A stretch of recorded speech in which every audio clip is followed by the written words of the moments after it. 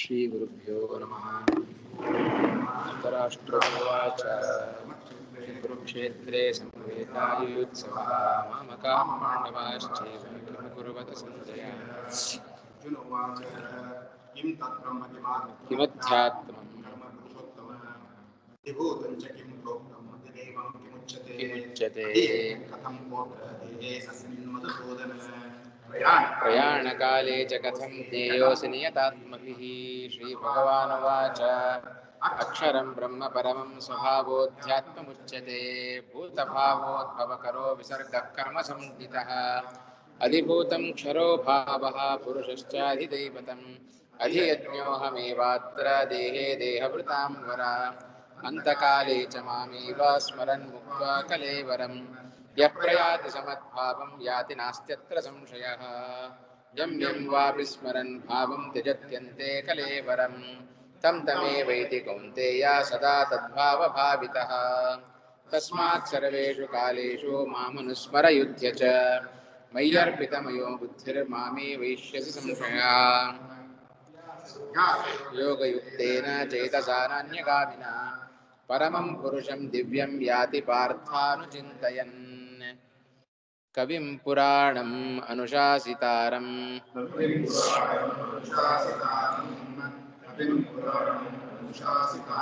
अणोरणीयां समनुस्मरेद्यः.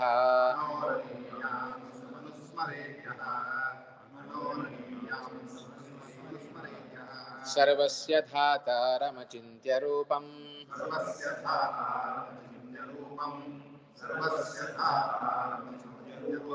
आदित्यवर्णं तमसः परस्तात्.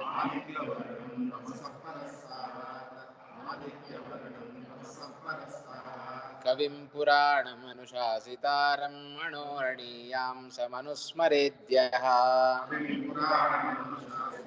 अणोरणीयां समनुस्मरेद्यः. पुराणम् अनुशासितारम् अणोरणीयां समनुस्मरेद्यः. सर्वस्य धातारमचिन्त्य रूपम् आदित्यवर्णं तमसः परस्तात्.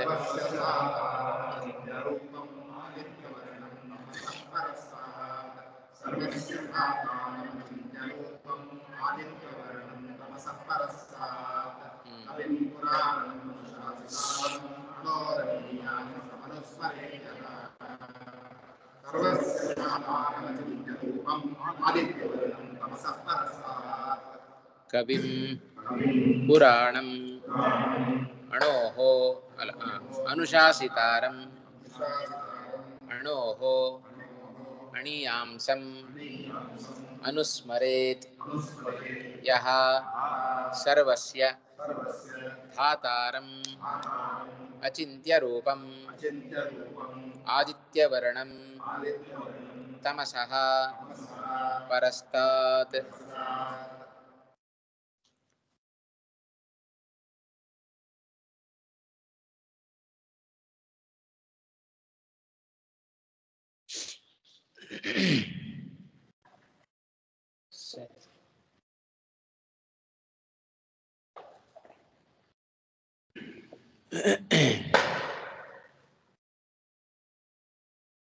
ಹಿಂದಿನ ಶ್ಲೋಕದಲ್ಲಾಗಬೇಕಾದ್ರೆ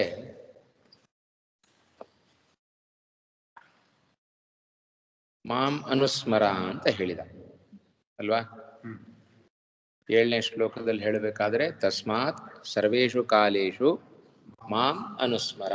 ಹೇ ಪಾರ್ಥ, ಎಲ್ಲ ಕಾಲದಲ್ಲಿಯೂ ಕೂಡ ನನ್ನನ್ನು ಸ್ಮರಣೆ ಮಾಡು ಅಂತ. ಹೌದಪ್ಪ, ನಿನ್ನನ್ನು ಸ್ಮರಣೆ ಮಾಡಬೇಕು, ಹೌದು. ಆದರೆ ಯಾವ ರೀತಿ ನಿನ್ನನ್ನು ಸ್ಮರಣೆ ಮಾಡಬೇಕು? ಸ್ಮರಿಸ್ಕೊಳ್ಳೋದು ಕೂಡ ಅನೇಕ ರೀತಿಯಲ್ಲಿ ಸ್ಮರಿಸ್ಕೊಳ್ಳೋದು. ಕೆಟ್ಟವನು ಅಂತಲೂ ಸ್ಮರಿಸ್ಕೊಳ್ಬೋದು, ಬಹಳ ಒಳ್ಳೆಯವನು ಅಂತಲೂ ಸ್ಮರಿಸ್ಕೊಳ್ಬೋದು. ಈಗ ಯಾವ ರೀತಿ ಸ್ಮರಿಸ್ಕೊಳ್ಬೇಕು ನಿನ್ನನ್ನು ಅಂತ್ಯಕಾಲದಲ್ಲಿ ಅಂತ ಹೇಳಿದ್ರೆ ಅದಕ್ಕೆ ಉತ್ತರವನ್ನು ಕೃಷ್ಣ ಇಲ್ಲಿ ಕೊಡ್ತಾ ಇದ್ದಾನೆ. ಆಯ್ತಾ? ನಿನ್ನೆ ದಿವಸ ತಿಳಿದಂತೆ ಜ್ಞಾನಿಗಳಿಗೂ ಅಜ್ಞಾನಿಗಳಿಗೂ ಪೂರ್ವ ಕ್ಷಣಗಳಲ್ಲಿ ದುಃಖ ಇದ್ದರೂ ಕೂಡ ಮರಣಕಾಲದ ಅತ್ಯಂತ ನಿಕಟ ಪೂರ್ವ ಕ್ಷಣದಲ್ಲಿ ದುಃಖ ಯಾರಿಗೂ ಕೂಡ ಇರೋದಿಲ್ಲ. ಆ ಕ್ಷಣ ಅದು ಜ್ಞಾನಿಗಳಿಗೆ ದುಃಖ ಆಗೋದಿಲ್ಲ, ಅಜ್ಞಾನಿಗಳಿಗೆ ಬಹಳ ದುಃಖ ಆಗುತ್ತೆ. ಹಾಗಾಗಿ ಆ ಕೊನೆಯ ಕ್ಷಣದಲ್ಲಿ ನಮಗೆ ಭಗವಂತನ ಸ್ಮರಣೆ ಬರೋದಿಲ್ಲ. ಇವತ್ತಿನ ಪಾಠ ನೋಡಿಬಿಟ್ರೆ ಜ್ಞಾನಿಗಳಿಗೆ ಮಾತ್ರ ಇಂಥ ಅವಕಾಶ ಸಿಗೋದು, ಉಳಿದವರಿಗೆಲ್ಲ ಹಾಗೆ ಸಿಗೋದಿಲ್ಲ ಅಂತ ಸ್ಪಷ್ಟ ಅರ್ಥ ಆಗಿಬಿಡುತ್ತೆ. ಹಾಗೆ ಭಗವಂತನ ಸ್ಮರಣೆ ಮಾಡ್ತಾ ಮಾಡ್ತಾ ನಮ್ಮ ಪ್ರಾಣ ಹೋಯಿತು ಅಂತಾದ್ರೆ ಒಳ್ಳೆ ಜನ್ಮ ಅದು ಭಗವಂತ ಕೊಟ್ಟಿದ್ದಾನೆ ಅಂತ ಅರ್ಥ. ಹಾಗಾದ್ರೆ ಭಗವಂತನ ಮಹಿಮೆಯನ್ನ ತಿಳಿದು ಅವನನ್ನ ಸ್ಮರಣೆ ಮಾಡು. ಹೇಗಿದ್ದಾನೆ ಭಗವಂತ, ಎಂಥ ಭಗವಂತನ ಸ್ಮರಣೆಯನ್ನು ಮಾಡಿಕೊಳ್ಳಬೇಕು? ಕವಿಂ ಪುರಾಣಂ ಅನುಶಾಸಿತಾರಂ ಅಣೋಹೋ ಅಣೀಯಾಂಸಂ ಸರ್ವಸ್ಯ ಧಾತಾರಂ ಅಚಿಂತ್ಯ ರೂಪಂ ಆದಿತ್ಯವರ್ಣಂ ತಮಸಃ ಪರಸ್ತಾತ್ ಭಗವಂತಂ ಧ್ಯಾಯೇ ಅನುಸ್ಮರೇತ್. ಇಂಥ ಭಗವಂತನನ್ನ ಯಾವ ವ್ಯಕ್ತಿ ತಾನು ಸ್ಮರಣೆ ಮಾಡುತ್ತಾನೆಯೋ ಅವ ಮಾಮೇವ ಏತಿ ಯೇಷ್ಯತಿ ಅಸಂಶಯ. 8ನೇ ಶ್ಲೋಕದನ್ನ ಇಲ್ಲಿ ನಾವು ಅನ್ವಯ ಇಟ್ಕೊಳ್ಬೇಕು. ವಾಸ್ತವಿಕ ಇಲ್ಲಿ ಕ್ರಿಯಾಪದ ಇಲ್ಲ, ಇಲ್ಲ ಹಿಂದಿನ ಶ್ಲೋಕದಲ್ಲಿ ಇದ್ದದ್ದನ್ನ ನಾವಿಲ್ಲಿ ಇಟ್ಕೊಳ್ಬೇಕು. ಯಹ ಅನುಸ್ಮರೇತ್ ಅಷ್ಟೇ ಇದೆ. ಯಾರು ಸ್ಮರಿಸ್ತಾರೆಯೋ, ಇಂಥ ಭಗವಂತನನ್ನ ಯಾರು ಸ್ಮರಿಸ್ತಾರೆಯೋ, ಮುಂದೇನು ಹಿಂದಿನ ಶ್ಲೋಕದನ್ನ ಇಟ್ಕೊಳ್ರಿ. ಹೇ ಪಾರ್ಥ ಮಾಮೇವ ಯೇಷ್ಯತಿ. ಪರಮಂ ಪುರುಷಂ ದಿವ್ಯಂ ಪರಂ ಪುರುಷಂ ಯಾತಿ. ಅಂಥ ದಿವ್ಯನಾದ ಪುರುಷನನ್ನ ಹೊಂತಾನೆ, ಇದರಲ್ಲಿ ಸಂಶಯ ಬೇಡ. ಹಾಗಾದ್ರೆ ಕೊನೆಯ ಸಮಯದಲ್ಲಿ ಈ ರೀತಿಯಾದ ಭಗವಂತನ ಸ್ಮರಣೆ ಅದು ನಮಗೆ ಬರಬೇಕು. ಒಂದೊಂದರ ಅರ್ಥವನ್ನ ಗಮನಿಸ್ತಾ ಹೋಗೋಣ. ಕವಿಂ, ಕವಿ ಶಬ್ದಕ್ಕೆ ಪ್ರಧಾನ ಪ್ರಸಿದ್ಧಾರ್ಥವೇ ಕವಿ ಶಬ್ದಕ್ಕೆ ಜ್ಞಾನಿ ಅಂತ ಅರ್ಥ. ಜ್ಞಾನಿ ಅಂತ ಕರೀತಾರೆ. ಕವಿ ಶಬ್ದದ ಅರ್ಥ ಲೋಕದಲ್ಲಿ ಪ್ರಸಿದ್ಧವಾದದ್ದು ಸರ್ವಜ್ಞ ಅಂತ ಅರ್ಥ. ಕವಿಂ ಸರ್ವಜ್ಞಂ ಪುರಾಣಂ ಅನಾದಿಂ. ಇವನನ್ನು ಪುರಾಣ ಅಂತ ಕರೀತಾರೆ. ಯಾಕೆ ಅಂದ್ರೆ ಅನಾದಿ ಕಾಲದಿಂದಲೂ ಇವನು ಇದ್ದಾನೆ. ಪುರಾಣ ಅನುಶಾಸಿತಾರಂ, ಇಡೀ ಸರ್ವ ಜಗತ್ತನ್ನ ಶಾಸನೆ ಮಾಡ್ತಾನೆ. ಶಾಸ್ತ, ಇಡೀ ಜಗತ್ತನ್ನ ಶಾಸನೆ ಮಾಡ್ತಾನೆ, ನೇಮನೆ ಮಾಡ್ತಾನೆ ಅಂತ ಅರ್ಥ. ಅನುಶಾಸಿತಾರಂ ಅಣೋಹೋ ಅಣೀಯಾಂಸಂ, ಕಣ್ಣಿಗೆ ಕಾಣದಂಥ ವಸ್ತು ಅಣು, ಅದರ ಒಳಗೆ ಅಣೀಯಾಂಸಂ ಅತ್ಯಂತ ಇವನು ಅಣು, ಇವನು ಪರಮಾಣು ಭಗವಂತ. ಅಣುವಿನ ಒಳಗೂ ಅಣುವಾಗಿ ಭಗವಂತ ಇದ್ದಾನೆ. ಅದನ್ನೇ ಹೇಳುತ್ತೆ ಕಠೋಪನಿಷತ್ತು ಹೇಳುವಾಗ, ಅಣೋರಣೀಯಾನ್ ಮಹತೋ ಮಹೀಯಾನ್ ಅಂತ ಅನ್ನತ್ತೆ ಕಠೋಪನಿಷತ್ತು. ಗೀತೆಯಲ್ಲಿಯೂ ಕೂಡ ಕೃಷ್ಣ ಅಣೋಹೋ ಅಣೀಯಾಂಸಂ. ಆಮೇಲೆ ಸರ್ವಸ್ಯ ಧಾತಾರಂ, ಇಡೀ ಚರಾಚರಾತ್ಮಕವಾದ ಈ ಪ್ರಪಂಚವನ್ನ ಧಾತೃ ಧಾರಣೆ ಮಾಡುವವ. ಕೇವಲ ಧಾರಣೆ ಅಷ್ಟೇ ಮಾಡುತ್ತಾನ, ಉಪಲಕ್ಷಣತೆಯ ಹೇಳಿದ್ದದನ್ನು. ಹಾಗಾದ್ರೆ ಏನ್ ಇಟ್ಕೊಳ್ಬೇಕು? ಕೇವಲ ಧಾರಣೆ ಮಾತ್ರ ಅಲ್ಲ, ಧಾರಣೆ ಮಾಡಿ ನಮ್ಮನ್ನ ಪೋಷಿಸುವವನು ಅವನೇ ಅಲ್ಲ. ಹುಟ್ಟಿಸಿ ಕೈ ಬಿಟ್ಬಿಟ್ರೆ ಹೇಗೆ? ಅವರನ್ನ ಪೂರ್ತಿ ದಡ ಸೇರಿಸೋ ತನಕ ನೋಡ್ಕೊಳ್ಬೇಕು ತಾನೆ. ತಂದೆ ತಾಯಿಗಳ ಕರ್ತವ್ಯ ಅಲ್ವಾ? ಇಡೀ ಜಗತ್ತಿಗೆ ತಂದೆ ಇವ ಅಂತ ಆದ್ಮೇಲೆ ತಂದೆ ಮಾಡಬೇಕಾದ ಕರ್ತವ್ಯ ಏನು? ಕೇವಲ ಹುಟ್ಟಿಸಿ ಮಕ್ಕಳನ್ನ ಹಾಗೆ ಬಿಡೋದಾ? ಅವರನ್ನು ಒಂದ್ ಕಡೆ ದಡ ಸೇರಿಸಬೇಕು. ಭಗವಂತ ಆ ಕೆಲಸವನ್ನು ಮಾಡ್ತಾನೆ. ಧಾರಣ ಪೋಷಣ ಕರ್ತೃ ಅಂತ ಅರ್ಥ. ಸರ್ವಸ್ಯ ಧಾತಾರಂ ಅಚಿಂತ್ಯ ರೂಪಂ, ಅಚಿಂತ್ಯಂ ರೂಪಂ ಯಸ್ಯ. ನಮ್ಮ ಕೈಲಿ ಚಿಂತನೆ ಮಾಡ್ಲಿಕ್ಕೆ ಸಾಧ್ಯ ಉಂಟೋ ಭಗವಂತನ ರೂಪಗಳನ್ನ? ಆಗೋದಿಲ್ಲ. ಅಚಿಂತ್ಯವಾದ ರೂಪಗಳು ಭಗವಂತನದ್ದು. ಎಲ್ಲರೂ ಅವರವರ ಯೋಗ್ಯತೆಗಳ ಅನುಗುಣವಾಗಿ ಸ್ವಲ್ಪ ಚಿಂತನೆ ಮಾಡಬಹುದೇ ವಿನಃ ಪರಿಪೂರ್ಣವಾಗಿ ಯಾರು ಭಗವಂತನ ರೂಪಗಳನ್ನು ಚಿಂತನೆ ಮಾಡ್ಲಿಕ್ಕೆ ಸಾಧ್ಯ ಇಲ್ಲ. ಎಂದ್ರೆ ಭಗವಂತನನ್ನ ಯಾವ ತಿಳಿಸ್ಕೊಡ್ಬೇಕು? ವೇದಗಳೇ ತಿಳಿಸ್ಕೊಡ್ಬೇಕು. ವೇದಾಹ್ಯೇವ ಏನಂ ವೇದಯಂತಿ, ಹೌದಾ? ಆದರೆ ಆ ವೇದಗಳು ಪರಿಪೂರ್ಣವಾಗಿ ತಿಳಿಸ್ತಾ ಇದ್ದಾವ? ಇಲ್ಲ. ಯಥೋ ವಾಚೋ ನಿವರ್ತಂತೆ ಅಪ್ರಾಪ್ಯ ಮನಸಾ ಸಹ ಅಪ್ರಾಪ್ಯ ಯತಃ ವಾಚಃ ನಿವರ್ತಂತೆ. ಅವನನ್ನ ಮನಸ್ಸಿನಿಂದಲೂ ಕೂಡ ಮುಟ್ಟಲಿಕ್ಕಾಗದೆ ಎಲ್ಲ ವೇದ ಮಾತುಗಳು ಕೂಡ ವಾಪಸ್ ಬರ್ತಾ ಇದ್ದಾವೆ.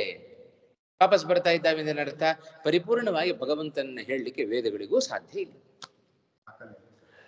ಅನಂತ ವೇದಗಳು, ಮತ್ತೆ ನೋಡಿದರೆ ಅನಂತಾವೈ ವೇದಾಹ, ಅನಂತವಾದ ವೇದಗಳಿಗೂ ಅನಂತನಾದ ಭಗವಂತನನ್ನ ಹೇಳಲಿಕ್ಕಾಗೋದಿಲ್ಲ ಅಂತ ಅರ್ಥ ಆಯ್ತು.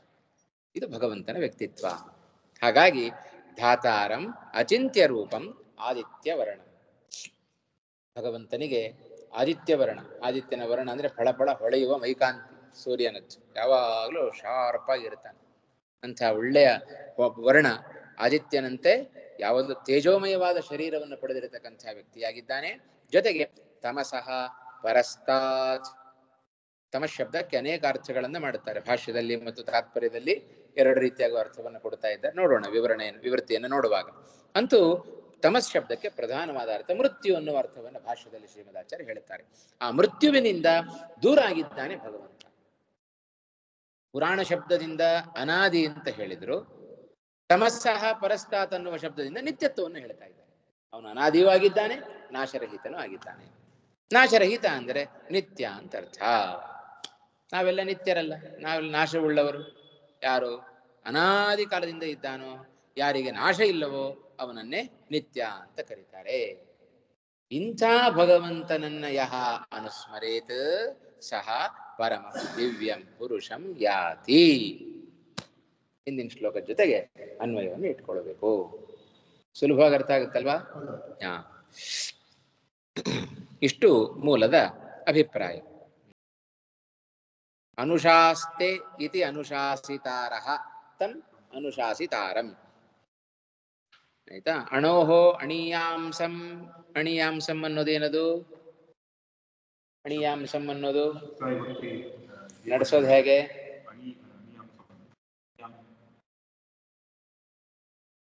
ಅಣಿಯಾನ್ ಅಣಿಯಾಂಸೌ ಅಣಿಯಾಂಸಃ ಅಲ್ವಾ? ಅಣಿಯಾಂಸಂ ಅನ್ನೋದು ದ್ವಿತೀಯ ಏಕವಚನ. ಹಾಗೆ ನಡೆಸಬೇಕದನ್ನು. ಆಯ್ತಾ?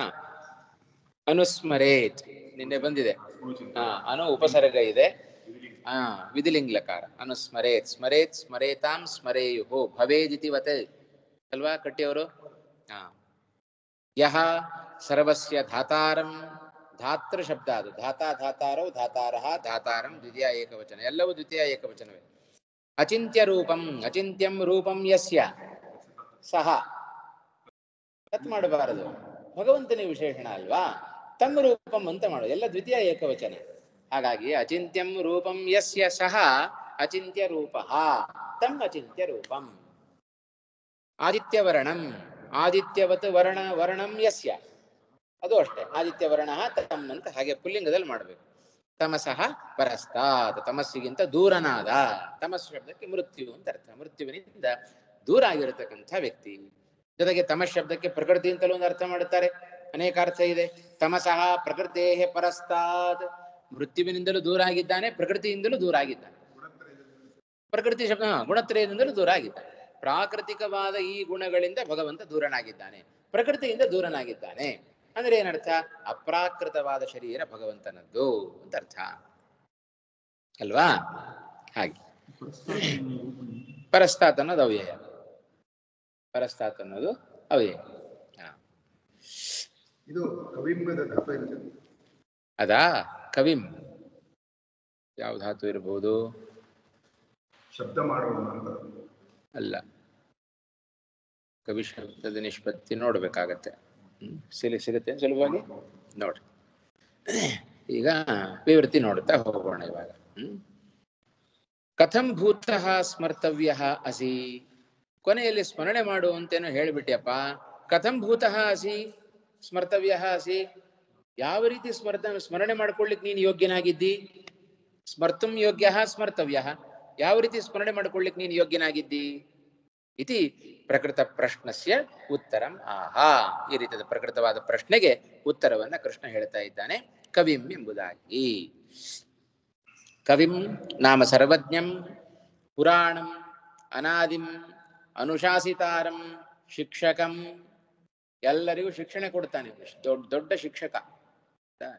ಅದರಿಂದ ಶಿಕ್ಷಕರ ದಿನಾಚರಣೆ ಆಚರಣೆ ಮಾಡುವಾಗ ಇವನದ್ದೇ ನಾವು ಆಚರಣೆ ಮಾಡಬೇಕು. ಹಾಗಾಗಿ ಅನುಶಾಸಿತಾರಂ ಶಿಕ್ಷಕಂ ಅಣೋಹೋ ಅಣೀಯಾಂಸಂ. ಅಣುವಿಗಿಂತಲೂ ಅಣುವಾದ ಅಂದ್ರೆ ಏನರ್ಥ? ಅತ್ಯಂತ ಅಣುಪ್ರಮಾಣಂ. ಪರಮಾಣು ಇವು. ಅಣುವಿಗಿಂತಲೂ ಅಣುಪ್ರಮಾಣಂ. ಸರ್ವಸ್ಯ ಧಾತಾರಂ ಮೂಲದಲ್ಲಿದೆ. ಸರ್ವಸ್ಯ ಅಂದರೆ ಚರಾಚರಾಖ್ಯ ವಿಶ್ವಸ್ಯ. ಚರಾಚರಾತ್ಮಕವಾದ ಈ ಪ್ರಪಂಚ ಏನಿದೆ.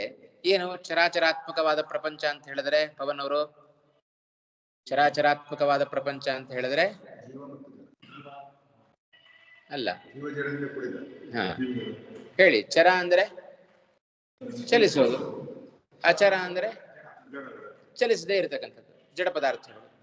ಇವುಗಳಿಂದ ಕೂಡಿದ ಪ್ರಪಂಚ ಚರಾಚರ. ಕೆಲವೊಂದು ಶಬ್ದಗಳು ನಮ್ಮ ಹೋಗ್ತಾ ಇರ್ತಾರೆ, ಅರ್ಥವೇ ಗೊತ್ತಾಗೋದಿಲ್ಲ.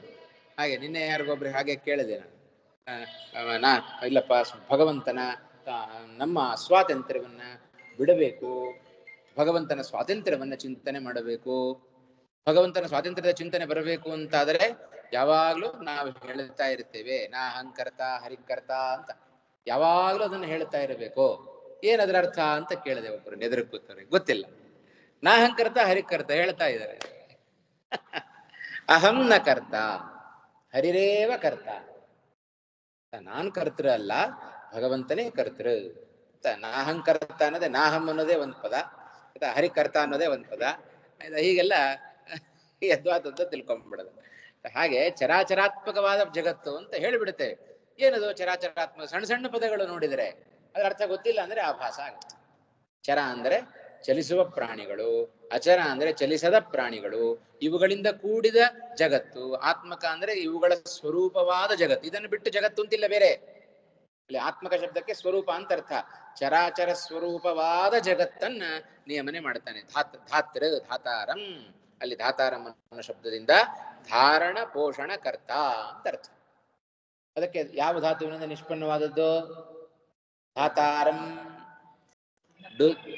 ಧಾನ್ಯ ಧಾರಣ ಪೋಷಣ ಎರಡೂ ಅರ್ಥ ಇದೆ ಅದಕ್ಕೆ. ಧಾತುವಿಗೆ ಎರಡೂ ಅರ್ಥ ಇದೆ, ಧಾರಣೆ ಪೋಷಣೆ. ಹಾಗಾಗಿ ಎರಡನ್ನೂ ಮಾಡ್ತಾನೆ ಅವನು. ಜಗತ್ತಿಗೆ ಧಾತೃ ಆಗಿದ್ದಾನೆ ಅಂತ ಹೇಳಿದ್ರೆ ಜಗತ್ತನ್ನ ಧಾರಣೆಯನ್ನು ಮಾಡುತ್ತಾನೆ, ಜಗತ್ತನ್ನ ಪೋಷಣೆಯನ್ನು ಮಾಡುತ್ತಾನೆ. ಜಗತ್ತನ್ನ ಪೋಷಣೆ ಮಾಡೋದು ಅಂದ್ರೆ ಈ ಬಿಲ್ಡಿಂಗ್ ಬೀಳದಾಗ ನೋಡ್ಕೊಳ್ಳೋದು ಅಂತ ಅರ್ಥನಾ? ಜಗತ್ತು ಅಂತ ಹೇಳಿದ್ರೆ ಎರಡೂ ಸೇರ್ಕೊಳ್ಳುತ್ತೆ. ಆಯ್ತಾ? ಜಡ ಪದಾರ್ಥವನ್ನು ಪೋಷಣೆ ಮಾಡಬೇಕು, ಚೇತನ ಪದಾರ್ಥವನ್ನು ಪೋಷಣೆ ಮಾಡಬೇಕು.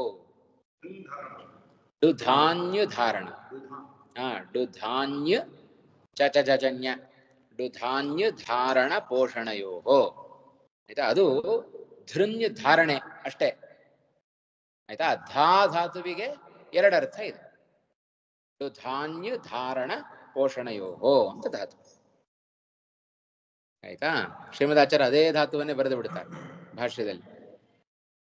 ನೋಡ್ರಿ ಇಲ್ಲಿ ಬದ್ರಿ ಅವರು ಧಾನ್ಯ ಧಾರಣ ಪೋಷಣಯೋಹೋ ಇತಿ ಧಾತೋಹೋ ಅದನ್ನೇ ಕೊಟ್ಟಿದೆ ಭಾಷ್ಯದಲ್ಲಿ.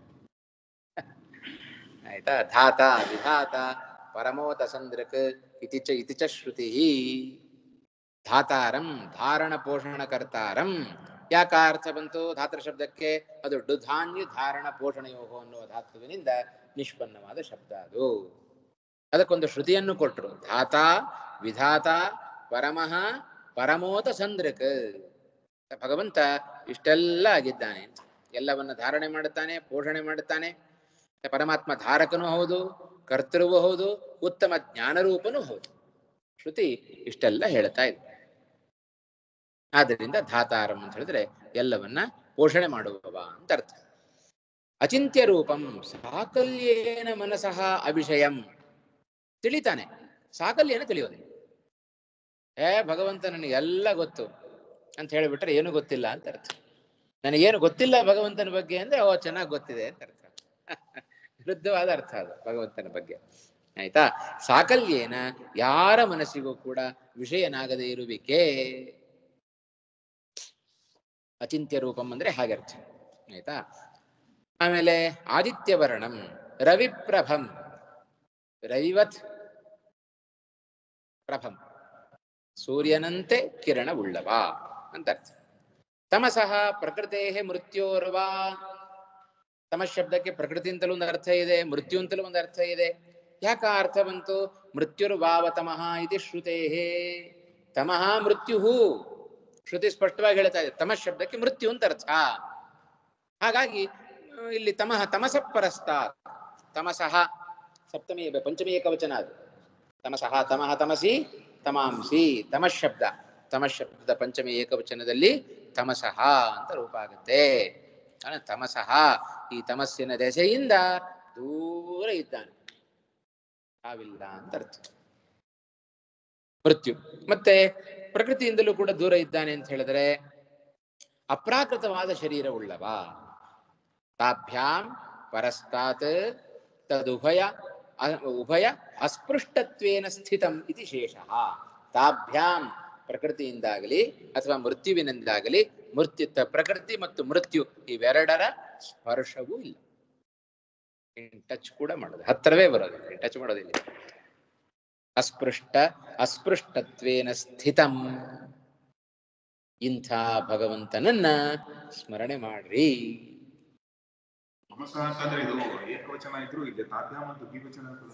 ಅದು ಬೇರೆಪ್ಪ, ಎರಡನ್ನು ಸೇರಿಸ್ಕೊಂಡ್ರು, ಪ್ರಕೃತಿ ಮತ್ತು ಮೃತ್ಯು. ತಾಭ್ಯಾಂ ಪ್ರಕೃತಿಶ್ಚ ಮೃತ್ಯುಶ್ಚ ಪ್ರಕೃತಿ ಮೃತ್ಯು, ತಾಭ್ಯಾಂ ಪ್ರಕೃತಿ ಮೃತ್ಯುಭ್ಯಾಂ ಪರಸ್ತಾತ್, ಪರ ಅಂತ ಇಟ್ಕೊಳ್ಳಿ ಆಯ್ತಾ. ಅವೆರಡರಿಂದಲೂ ಕೂಡ ತದುಭಯ ಅಸ್ಪೃಷ್ಟತ್ವೇನ ಸ್ಥಿತಂ ಇತಿ ಶೇಷಃ, ಇವೆರಡರಿಂದಲೂ ಕೂಡ ಸ್ಪೃಷ್ಟನಾಗದಂತೆ ಇರುವ ಭಗವಂತನನ್ನ ಯಾಹ ಅಂತಕಾಲೇ ಸ್ಮರತಿ ಸಹ ದಿವ್ಯಂ ಪುರುಷಂ ಯಾತಿ. ಇಟ್ಟು ಬರ್ಲಿಕ್ಕೆ ಸಾಧ್ಯವೋ? ಕೋಮಕ್ಕೆ ಹೋಗ್ಬಿಟ್ರೆ ಏನ್ ಮಾಡ್ತೀರಿ ಅಲ್ವಾ? ಅಷ್ಟು ಸುಲಭ ಇಲ್ಲ ಸಾಧನೆ. ಇಂಥ ಜನ್ಮಗಳು ಬರಬೇಕು. ಕೊನೆಯ ಕ್ಷಣದಲ್ಲಿ ನಿನ್ನೆ ಹೇಳಿದಂತೆ ಅಂತ್ಯಕಾಲದ ಭಗವಂತನ ಸ್ಮರಣೆ ಅದು ನಮಗೆ ಅಲ್ಲ, ನಿರಂತರ ಮಾಡುವ ಸ್ಮರಣೆ ಅಂತ್ಯಕಾಲದಲ್ಲಿ ಮಾಡುವ ಭಗವಂತನ ಪ್ರಾಪ್ತಿಗೆ ಕಾರಣವಾದ ಅಂತ್ಯಕಾಲದ ಸ್ಮರಣೆಗೆ ಕಾರಣ. ಹಾಗಾಗಿ ಅಂತ್ಯಕಾಲದಲ್ಲಿ ಮಾಡುವ ಭಗವಂತನ ಸ್ಮರಣೆ ಭಗವತ್ ಪ್ರಾಪ್ತಿಗೆ ಕಾರಣ. ಆಮೇಲೆ ಅಂತ್ಯಕಾಲದಲ್ಲಿ ಮಾಡುವ ಸ್ಮರಣೆಗೆ ಕಾರಣ ನಿರಂತರ ಮಾಡುವ ಭಗವಂತನ ಸ್ಮರಣೆ ಕಾರಣ. ನಿರಂತರ ಭಗವಂತನ ಸ್ಮರಣೆ ಮಾಡಬೇಕು ಅನ್ನೋದಕ್ಕೆ ಯಾವ್ದು ಕಾರಣ? ಇಂಥ ಪಾಠಗಳು ಕಾರಣ. ಇಂಥ ಪಾಠಗಳಷ್ಟೇ ಕಾರಣ ಅಲ್ಲ, ಇಂಥ ಪಾಠಗಳಿಗೆ ಕಾರಣ ಅಂದ್ರೆ ಹೋಗ್ಲಿಕ್ಕೂ ಇಚ್ಛೆ ಪಡಬೇಕು ಅಂತ, ಮತ್ತೆ ಪದೇ ಪದೇ ಆವೃತ್ತಿ ಮಾಡಬೇಕು ಆಯ್ತಾ. ಹಾಗೆ ಮಾಡಿದರೆ ಅದೆಲ್ಲ ಅಂತ್ಯಕಾಲದವರೆಗೂ ನಮ್ಮನ್ನ ಕರ್ಕೊಂಡು ಹೋಗುತ್ತೆ. ಸರಿ, ಅರ್ಥ ಆಯ್ತಾ ಇವಾಗ?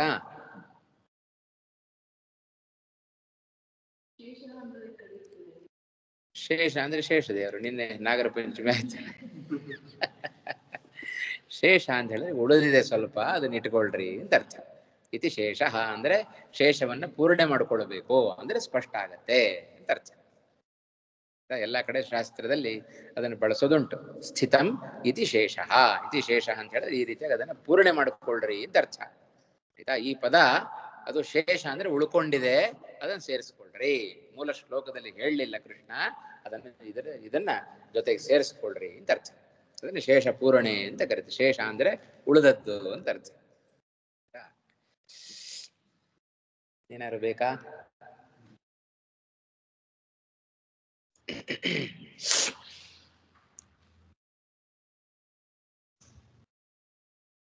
ಇಲ್ಲಿ ರಾಯರು ಎರಡನ್ನು ಸೇರಿಸೋದು ಅಲ್ವಾ? ಯಾವುದಕ್ಕೆ? ಮೃತ್ಯುರ್ವ ಪ್ರಕೃತಿ ಅಂತ ಎರಡನ್ನು ಸೇರಿಸಿದ್ರು. ಒಂದನ್ನ ತಮಃ ಶಬ್ದಕ್ಕೆ ಮೃತ್ಯು ಅನ್ನೋ ಅರ್ಥವನ್ನ ಭಾಷ್ಯದಲ್ಲಿ ಹೇಳ್ತಾರೆ ಆಯ್ತಾ. ಹಾಗೆ ಪ್ರಕೃತಿ ಅನ್ನೋ ಅರ್ಥವನ್ನ ತಾತ್ಪರ್ಯದಲ್ಲಿ ಹೇಳ್ತಾರೆ. ಎರಡನ್ನು ಒಟ್ಟಿಗೆ ಸೇರಿಸಿ ಹೇಳ್ಬಿಟ್ಟು ತಾಭ್ಯಾಂ ಪರಸ್ತಾತ್, ಪ್ರಕೃತಿ ಮತ್ತು ಮೃತ್ಯು ಎರಡರಿಂದಲೂ ಕೂಡ ದೂರ ಇರುವವ. ಪ್ರಕೃತಿ ಅಂದ್ರೆ ಉಪಲಕ್ಷಣತೆಯ ಪ್ರಕೃತಿ ಅಂದ್ರೆ ಪ್ರಾಕೃತಿಕವಾದ ಗುಣಗಳು ಸೇರ್ಕೊಂಡು ಆಯ್ತಾ. ಹಾಗೆ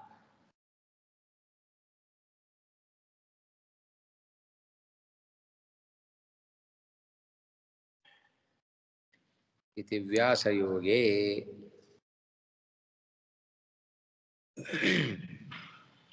ನೋಡಿ, ತಾತ್ಪರ್ಯದಲ್ಲಿ ಬರೆದದ್ದು ಒಂದೇ ಒಂದು ವಾಕ್ಯ, ತಮಸಃ ಪರಸ್ತಾತ್ ಅಪ್ರಾಕೃತ ದೇಹ ಅಂತ. ಅಪ್ರಾಕೃತ ದೇಹವುಳ್ಳವ, ಪ್ರಕೃತಿಯಿಂದ ಬಹಳ ದೂರ ಇದ್ದಾನೆ, ಪ್ರಕೃತಿಯನ್ನ ದಾಟಿ ಹೋಗಿದ್ದಾನೆ ಅಂತ ಅರ್ಥ. ಪ್ರಕೃತಿಯನ್ನ ದಾಟಿ ಹೋಗಿದ್ದಾನೆ ಅಂದ್ರೆ ಪ್ರಕೃತಿಗೂ ಇವನಿಗೂ ಸಂಬಂಧ ಇಲ್ಲ. ಹಾಗಾಗಿ ಅಪ್ರಾಕೃತ ಶರೀರಿ ಅಂತ ಅರ್ಥ. ಇಂಥ ಕವಿಯನ್ನ ಭಗವಂತನನ್ನ ನಾವು ಕೊನೆಯ ಕ್ಷಣದಲ್ಲಿ ಸ್ಮರಣೆ ಮಾಡಿಕೊಳ್ಳಬೇಕು. ಕೊನೆಯ ಕ್ಷಣದಲ್ಲಿ ಸ್ಮರಣೆ ಮಾಡಿಕೊಳ್ಳಬೇಕಾದ್ರೆ ಅಷ್ಟು ಅಭ್ಯಾಸ ಇದ್ದರೆ ಮಾತ್ರ ನಮಗೆ ಬರ್ಲಿಕ್ಕೆ ಸಾಧ್ಯ, ಇಲ್ಲದೆ ಹೋದರೆ ಬರೋದಿಲ್ಲ. ಹಾಗಾದ್ರೆ ಇದು ಇದೇ ಜನ್ಮದಲ್ಲಿ ಬರುತ್ತೆ ಅಂತಲ್ಲ, ಮತ್ತೆ ಈ ಜನ್ಮದಲ್ಲಿ ಬಂದರೂ ಬರಬಹುದು, ಬರದೇನೂ ಇರಬಹುದು. ಬರ್ಲಿಕ್ಕೆ ಅನಾಯಾಸವಾಗಿ ಬರ್ಲಿಕ್ಕೆ ಅಷ್ಟು ಜನ್ಮಗಳನ್ನು ಕಳಿಬೇಕು. ನಿರಂತರ ಸ್ಮರಣೆ, ಈಗಂತೂ ನಮ್ಮ ನಿರಂತರ ಭಗವಂತನ ಸ್ಮರಣೆ ಇಲ್ಲ. ನಮ್ಮ ಈಗಿನ ಸ್ಥಿತಿ ನೋಡ್ಕೊಂಡ್ಬಿಟ್ರೆ ನಮಗೆ ಸ್ಮರಣೆ ಬರೋದಿಲ್ಲ ಅಂತ ತೀರ್ಮಾನ. ಹಾಗಾಗಿ ಇಂಥ ನಿರಂತರ ಸ್ಮರಣೆಯನ್ನ ಪಡೆಯುವಂಥ ಜನ್ಮ ಬರಲಿ ಬೇಗ ಅಂತ ನಾವು ಭಗವಂತನ ಪ್ರಾರ್ಥನೆ ಮಾಡಿಕೊಳ್ಳಬೇಕು. ಹಾಗಾಗಿ ಒಂದಂಶವನ್ನು ನಾವು ಬಿಡ್ಲಿಕ್ಕಿಲ್ಲ, ಕೃಷ್ಣ ಹೇಳಿದ್ದು ಗೀತೆಯಲ್ಲಿ ಆಯ್ತಾ. ಎಲ್ಲದಕ್ಕೂ ಅರ್ಥ ಆಯ್ತಾ ಎಲ್ಲ ಪದಗಳಿಗೆ? ಕವಿಂ ಪುರಾಣಂ ಕೊನೆ ಪಕ್ಷ ಈ ಶ್ಲೋಕವನ್ನಾದ್ರೂ ಪ್ರತಿನಿತ್ಯ ಹೇಳ್ಕೊಳ್ಳೋ ಅಭ್ಯಾಸ ಆದ್ರೂ ನಮಗೆ ಬರಬೇಕು. ಕವಿಂ ಪುರಾಣಂ ಅನುಶಾಸಿತಾರಂ ಅಣೋರಣೀಯಾಂ ಸಮನುಸ್ಮರೇದ್ಯಃ ಸರ್ವಸ್ಯ ಧಾತಾರಮಚಿಂತ್ಯ ರೂಪಂ ಆದಿತ್ಯವರ್ಣಂ ತಮಸಃ ಪರಸ್ತಾತ್. ಬಹಳ ಸರಳವಾಗಿದೆ, ಅರ್ಥ ಚಿಂತನೆ ಮಾಡ್ಲಿಕ್ಕೂ ಬಹಳ ಸುಲಭವಾಗಿದೆ. ಹಾಗಾಗಿ ಕನಿಷ್ಠ ಪಕ್ಷ ದಿವಸಕ್ಕೆ ಒಮ್ಮೆ ಆದ್ರೂ ಈ ಶ್ಲೋಕವನ್ನು ಹೇಳ್ತಾ ಸುಮ್ಮನೆ ಹೋಗ್ತಾ ಇರ್ತೀವಲ್ಲ, ನಾವು ರೋಡಲ್ಲಿ ಒಬ್ಬರೇ ಹೋಗ್ತಾ ಇರ್ತೀವಿ, ನಡ್ಕೊಂಡು ಹೋಗ್ತಾ ಇರ್ತೀವಿ, ಮನೆಯಿಂದ ಇಲ್ಲಿಗೆ ಬರ್ತೀವಿ, ಇಲ್ಲಿಂದ ಮನೆ ಹೋಗ್ತೀವಿ, ಶ್ಲೋಕ ಹೇಳ್ಕೊಂಡು ಹೋಗೋದು. ಅವಾಗ ಸಂಸಾರದ ಜ್ಞಾಪಕ ಬರೋದಿಲ್ಲ. ಸರಿನಾ? ಚೆನ್ನಾಗೂ ಇದೆ, ಖುಷಿ ಆಗುತ್ತೆ. ಪ್ರಯಾಣ ಕಾಲೇ ಮನಸಾಚಲೇನ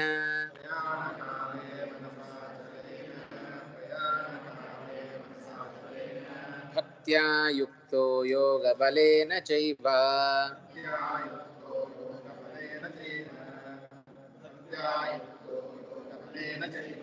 ಭ್ರುವೋರ್ಮಧ್ಯೆ ಪ್ರಾಣಮಾವೇಶ್ಯ ಸಮ್ಯಕ್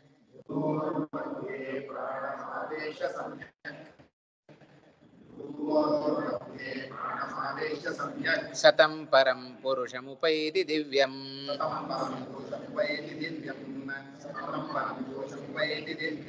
ಪ್ರಯಾಣ ಕಾಲೇ ಮನಸಾಚಲೇನ ಭಕ್ತ್ಯಾ ಯುಕ್ತೋ ಯೋಗ ಬಲೇನ ಚೈವ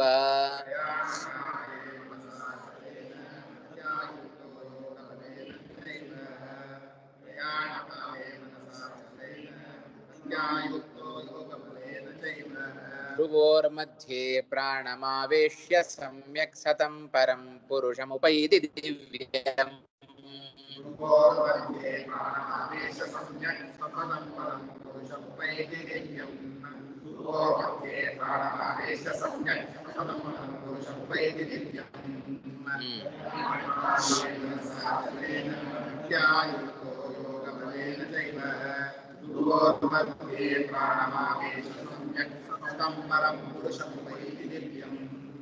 ಪ್ರಯಾಣ ಕಾಲೇ ಮನಸಾ ಅಚಲೇನ ಭಕ್ತ್ಯಾ ಯುಕ್ತಃ ಯೋಗಬಲೇನ ಚ ಏವ ಭ್ರುವೋಃ ಮಧ್ಯೆ ಪ್ರಾಣಂ ಆವೇಶ್ಯ ಸಮ್ಯಕ್ ಸಹ ತಂ ಪರಂ ಪುರುಷಂ ಉಪೈತಿ ದಿವ್ಯಂ.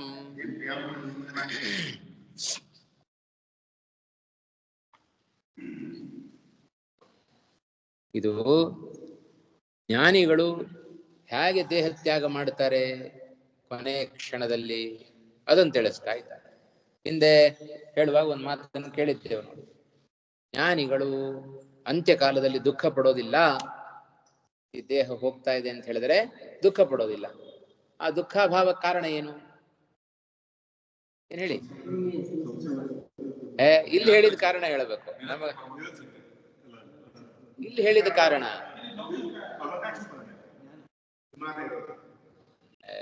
ನಿನ್ನೆ ಅಷ್ಟೇ ಹೇಳಿದ್ದು ಮರೆತು ಬಿಟ್ಟಿದಾರಲ್ಲಪ್ಪ. ಏನ್ ಕಾರಣ ಅಂತ ಹೇಳಿದ್ರೆ, ಅವರಿಗೆ ಈ ದೇಹ ಅದು ಹೇಯ ಅನ್ನುವ ಜ್ಞಾನ ಇರುತ್ತೆ. ಅದಕ್ಕೆ ಹೇಳಿದ್ದು, ನಮಗ್ ಅನ್ಸಿದ್ದು ಹೇಳೋದಲ್ಲ, ಇಲ್ಲಿ ಹೇಳಿದ್ದನ್ನು ಹೇಳಬೇಕು ಅಂತ ಅಲ್ವಾ. ಕಾರಣಗಳು ಅನೇಕ ಇರಬಹುದು. ಪೂರ್ವ ಪ್ರಸಕ್ತವಾದದ್ದೇನು? ಜ್ಞಾನಿಗಳಿಗೆ ಈ ದೇಹ ಯಾವಾಗಲೂ ಹೇಯ ಅನ್ನುವ ಜ್ಞಾನ ಸದಾ ಇರುತ್ತೆ. ಯಾವರೊಂದು ಅಮೇಥ್ಯ ಬಿದ್ದಿದ್ರೆ, ಇಲ್ಲಿ ಕೆಟ್ಟ ಪದಾರ್ಥ, ದುರ್ವಾಸನೆಯುಕ್ತವಾದ ಪದಾರ್ಥ ಬಿದ್ದಿದ್ರೆ ಅದನ್ನು ಎತ್ಕೊಳ್ಳಿಕ್ ಹೋಗ್ತೀವಾ? ಅದು ಕೊಳತ್ ಹಣ್ಣು ಬಿದ್ದಿದ್ಯಪ್ಪ ಇಲ್ಲಿ, ಅದು ಮುಟ್ಲಿಕ್ಕೆ ಹೋಗ್ತೀವಾ? ಇಲ್ಲ. ಅದರ ಹತ್ರವೂ ಇಲ್ಲ, ಆ ಕಡೆ ಹೊರಟೋಗ್ತೀವಿ. ಯಾಕೆ? ಅದು ಹೇಯ. ಹಾಗೆ ಜ್ಞಾನಿಗಳಿಗೆ ದೇಹದ ಮೇಲೆ ಆ ಭಾವನೆ ಇರುತ್ತೆ. ಹಾಗಾಗಿ ಅವ್ರಿಗೆ ದೇಹದ ಬಗ್ಗೆ ಚಿಂತನೆ ಮಾಡೋದಿಲ್ಲ. ದೇಹ ಹೋಯ್ತಾ ಹೋಗ್ಲಿ ಅಂತಾರೆ. ಅದು ಹಾಳಾದ ಪದಾರ್ಥ, ಕೆಟ್ಟ ಪದಾರ್ಥ, ವಾಸನೆಯುಕ್ತವಾದ ಪದಾರ್ಥ ದೂರ ಹಾಕ್ತೇವೆ ಅಂತ ಹೇಳಿದ್ರೆ ಬೇಡ ಅಂತಾರೆ. ಯಾರು? ಮೊದಲು ತಗೊಂಡು ಹೋಗ್ರಿ ಅತ್ಲಾಗಿ ಅಂತ. ಹೇಯವಾದದ್ದನ್ನ ಜ್ಞಾನಿಗಳು ಯಾವಾಗಲೂ ಅದನ್ನು ದೂರ ಇಡ್ಲಿಕ್ಕೆ ಮನಸ್ಸನ್ನು ಮಾಡ್ತಾರೆ. ಅದರಿಂದ ದುಃಖ ಇಲ್ಲ. ಹೇಯವಾದ ಪದಾರ್ಥಗಳು ದೂರ ಹೋದರೆ ಲೋಕದಲ್ಲಿ ಯಾರೂ ಕೂಡ ದುಃಖ ಪಡೋದಿಲ್ಲ. ಹಾಗಾಗಿ ಸಾಯುವ ಕೊನೆಯ ಕ್ಷಣದಲ್ಲಿ ಈ ದೇಹ ಹೋಗ್ತಾ ಇದೆ ಅಂತ ಹೇಳಿದ್ರೆ ಯಾಕೆ ದುಃಖ ಪಡ್ತಾರೆ? ಸಂತೋಷ ಪಡ್ತಾರೆ ಅವರು. ಅನೇಕ ಜನ್ಮಗಳಲ್ಲಿ ಒಂದು ಜನ್ಮ ಕಳೀತಾ ಇದೆ ಅಂತ ತೀರ್ಮಾನ ಮಾಡಿ. ಪರೀಕ್ಷೆ 6 ಪೇಪರ್ ಪರೀಕ್ಷೆ, ಒಂದೊಂದೇ ಪರೀಕ್ಷೆ ಮುಗಿದು ಇವತ್ತೊಂದು ಪರೀಕ್ಷೆ ಮುಗಿದು ದುಃಖ ಪಡ್ತಾನೋ ಸುಖ ಪಡ್ತಾನ? ಅಬ್ಬಾ ಒಂದ್ ಪೇಪರ್ ಮುಗೀತು ಅಂತ ಸುಖ ಪಡೋದಿಲ್ಲ. ಹಾಗೆ ಜ್ಞಾನಿಗಳು ಹಾಗೆ ಚಿಂತನೆ ಮಾಡ್ತಾರೆ. ಅನೇಕ ಜನ್ಮಗಳಲ್ಲಿ ಒಂದು ಜನ್ಮ ಹೋಯ್ತು ಅಂದ್ರೆ ಅಬ್ಬಾ ಒಂದ್ ಜನ್ಮ ಹೊರಟೋಯ್ತಲ್ಲ ಅಂತ ಸಂತೋಷ ಪಡ್ತಾರೆ, ದುಃಖ ಪಡೋದಿಲ್ಲ. ಹಾಗಾಗಿ ಜ್ಞಾನಿಗಳು ಪ್ರಯಾಣ ಕಾಲದಲ್ಲಿ ಹೇಗೆ ಬಿಡುತ್ತಾರೆ? ಮನಸ ಭಕ್ತ್ಯಾ ಯುಕ್ತ ಯೋಗ ಬಲೇನ, ಭಕ್ತ್ಯಾ ಯೋಗ ಬಲೇನ ಯುಕ್ತ ಅಚಲೇನ ಮನಸ ಪ್ರಯಾಣ ಕಾಲೇ. ಜ್ಞಾನಿ, ಅಜ್ಞಾನಿಗಳಿಗೆ ಬರೋದಿಲ್ಲ ಇದು. ಜ್ಞಾನಿ ಅಂತ ಸೇರಿಸ್ಕೊಂಡ್ಬಿಡ್ಬೇಕು ನಾವು. ಜ್ಞಾನಿಯಾದವ ಪ್ರಯಾಣ ಕಾಲದಲ್ಲಿ ಅಂದರೆ ಈ ದೇಹವನ್ನು ಬಿಡುವ ಸಮಯದಲ್ಲಿ ಭಕ್ತ್ಯಾ ಯುಕ್ತ ಯೋಗ ಬಲೇನ ಅಚಲೇನ ಮನಸಾಚ ಯುಕ್ತ ಧ್ರುವೋಹೋ ಮಧ್ಯೆ ಪ್ರಾಣಂ ಪ್ರಾಣವಾಯುಂ ಆವಿಶ್ಯ ಆವೇಶ್ಯ ಸಮ್ಯಕ್ ಆವೇಶ್ಯ ಸಹ ತಂ ಪರಮಂ ಪುರುಷಂ ಉಪೈತಿ, ದಿವ್ಯಂ ಪುರುಷಂ ಉಪೈತಿ.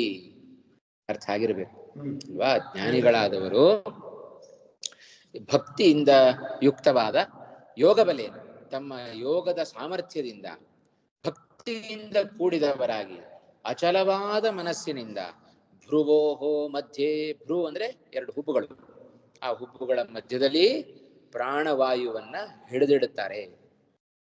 ಪ್ರಾಣವಾಯುವನ್ನ ಹಿಡಿದಿಡುತ್ತಾರೆ. ಪ್ರಾಣಂ ಆವೇಶ್ಯ ಸಮ್ಯಕ್ ಆವೇಶ್ಯ ಸಹ ತಂ ಪರಂ ಪುರುಷಂ ದಿವ್ಯಂ ಉಪೈತಿ. ಹಾಗೆ ಅಚಲವಾದ ಮನಸ್ಸಿನಿಂದ ಅವರನ್ನು ಸ್ಮರಣೆ ಮಾಡುತ್ತಾ ಆಗ ದಿವ್ಯಂ, ಸೃಷ್ಟಿ ಮೊದಲಾದವುಗಳು ಭಗವಂತನಿಗೆ ಕ್ರೀಡೆ. ಹಾಗೆ ಸಣ್ಣ ಮಕ್ಕಳು ಆಟ ಆಡ್ತಾರೆ ನೋಡಿ, ಆಟ ಆಡ್ಲಿಕ್ಕೆ ಯಾರಿಗೂ ಏನು ಹೇಳ್ಕೊಡ್ಬೇಕಾಗಿಲ್ಲ, ತಮ್ಮ ಪಾಡಿ ತಾವು ಆಟ ಆಡ್ತಾರೆ, ಸಂತೋಷಕ್ಕೋಸ್ಕರ ಆಟ ಆಡ್ತಾರೆ. ಹಾಗೆ ಭಗವಂತನಿಗೆ ಆಟ ಯಾವುದಪ್ಪ ಅಂದ್ರೆ ಜಗತ್ತಿನ ಸೃಷ್ಟಿ ಮೊದಲಾದವುಗಳೇ ಅವನಿಗೆ ಕ್ರೀಡೆ. ದಿವ್ಯ, ಭಗವಂತ ದಿವ್ಯ ಅಂದ್ರೆ ಕ್ರೀಡಾದಿ ಗುಣ ವಿಶಿಷ್ಟನಾದ ವ್ಯಕ್ತಿ ಅಂತ ಅರ್ಥ. ದಿವ್ಯಂ ಸೃಷ್ಟ್ಯಾದಿ ಕ್ರೀಡೆಗಳು ಆ ಗುಣದಿಂದ ವಿಶಿಷ್ಟನಾದ ಪರಂ ಸರ್ವೋತ್ತಮನಾದ ಪುರುಷಂ ಪರಮಾತ್ಮಾನಂ ಉಪೈತಿ ಪ್ರಾಪ್ನೋತಿ. ಆಯ್ತಾ? ಜ್ಞಾನಿಗಳು ಆ ಚರಮ ಕಾಲದಲ್ಲಿ ಹೀಗೆ ತಮ್ಮ ದೇಹವನ್ನು ತ್ಯಾಗ ಮಾಡುತ್ತಾರೆ ಅಲ್ವಾ? ಅದಕ್ಕೆ ಪ್ರಾಣಾಯಾಮ ಮಾಡಬೇಕು ಅಂತ ಹೇಳೋದು. ಅದಕ್ಕೆ ಅಷ್ಟಾಂಗಗಳಲ್ಲಿ ಅದನ್ನು ಸೇರಿಸಿದ್ದಾರೆ. ಯಮ ನಿಯಮ ಆಸನ ಪ್ರಾಣಾಯಾಮ ಧ್ಯಾನ ಧಾರಣ ಅಂತ ಹೇಳಿ, ಹೌದಾ ಇಲ್ಲ? ಆ ಅಷ್ಟಾಂಗಗಳಲ್ಲಿ ಪ್ರಾಣಾಯಾಮವು ಸೇರಿಕೊಂಡಿದೆ. ಆ ಪ್ರಾಣವನ್ನ ಹಿಡಿದಿಡುವ ಒಂದು ಕ್ರಿಯೆ ಇದು. ಅದನ್ನ ಚೆನ್ನಾಗಿ ಸಿದ್ಧಿ ಮಾಡಿಕೊಂಡ್ರೆ ಜ್ಞಾನಿಗಳಾಗಿ ಚರಮ ಕಾಲದಲ್ಲಿ ಪ್ರಾಣವಾಯುವನ್ನ ಇಲ್ಲಿ ಹಿಡಿದಿಟ್ಕೊಳ್ಳೋದು. ಸಡನ್ ಹೊರಟೋಗೋದಿಲ್ಲ, ನಮ್ಗೆ ಕೇಳದೆ ಹೋಗೋದಿಲ್ಲ ಪ್ರಾಣವಾಯು. ನಮ್ಮನ್ನು ಕೇಳಿ ಹೊರಗಡೆ ಹೋಗ್ಬೇಕು. ಹಾಗೆ ಹೋಗೋ ಚಾನ್ಸಸ್ ಇದೆ. ಜ್ಞಾನಿಗಳು ಹಾಗೆ ಮಾಡಿಕೊಳ್ತಾರಂತೆ. ತಮ್ಮ ಭ್ರೂಗಳ ಮಧ್ಯದಲ್ಲಿ, ಆ ಹುಬ್ಬುಗಳ ಮಧ್ಯದಲ್ಲಿ ಪ್ರಾಣವಾಯುವನ್ನ ಹಿಡಿದಿಟ್ಟುಕೊಂಡು ಭಗವಂತನ ಸ್ಮರಣೆ ಮಾಡುತ್ತಾ ದೇಹ ತ್ಯಾಗವನ್ನ ಮಾಡ್ತಾರೆ. ಇದು ಜ್ಞಾನಿಗಳ ದೇಹ ಬಿಡುವಿಕೆಯ ಕ್ರಮ. ಅವ್ರಿಗೆ ಗೊತ್ತಾಗುತ್ತೆ. ಆ ಸ್ಟೇಜ್ ಬಂದಾಗ ಗೊತ್ತಾಗುತ್ತೆ. ನಮಗ್ ಗೊತ್ತಾಗುತ್ತೆ. ಅಲ್ಲ, ಸ್ಮರಣೆ ಮಾಡ್ತಾ ಅವ್ರು ಬಿಡ್ತಾರೆ. ಸಡನ್ ಹೊರಟೋದ್ರೆ ಏನು ಮಾಡ್ಲಿಕ್ಕೆ ಹಾಗೆ ಹೋಗೋದಿಲ್ಲ. ಜ್ಞಾನಿಗಳು ದೇಹ ತ್ಯಾಗವನ್ನು ಮಾಡುವಾಗ ಹೀಗೇ ಮಾಡುತ್ತಾರೆ. ಆ ಮಾಡೋ ಹಂತದವರೆಗೆ ನಾವು ನಿರಂತರ ಸಾಧನೆ ಮಾಡ್ತಾ ಇರಬೇಕು ಅಲ್ವಾ?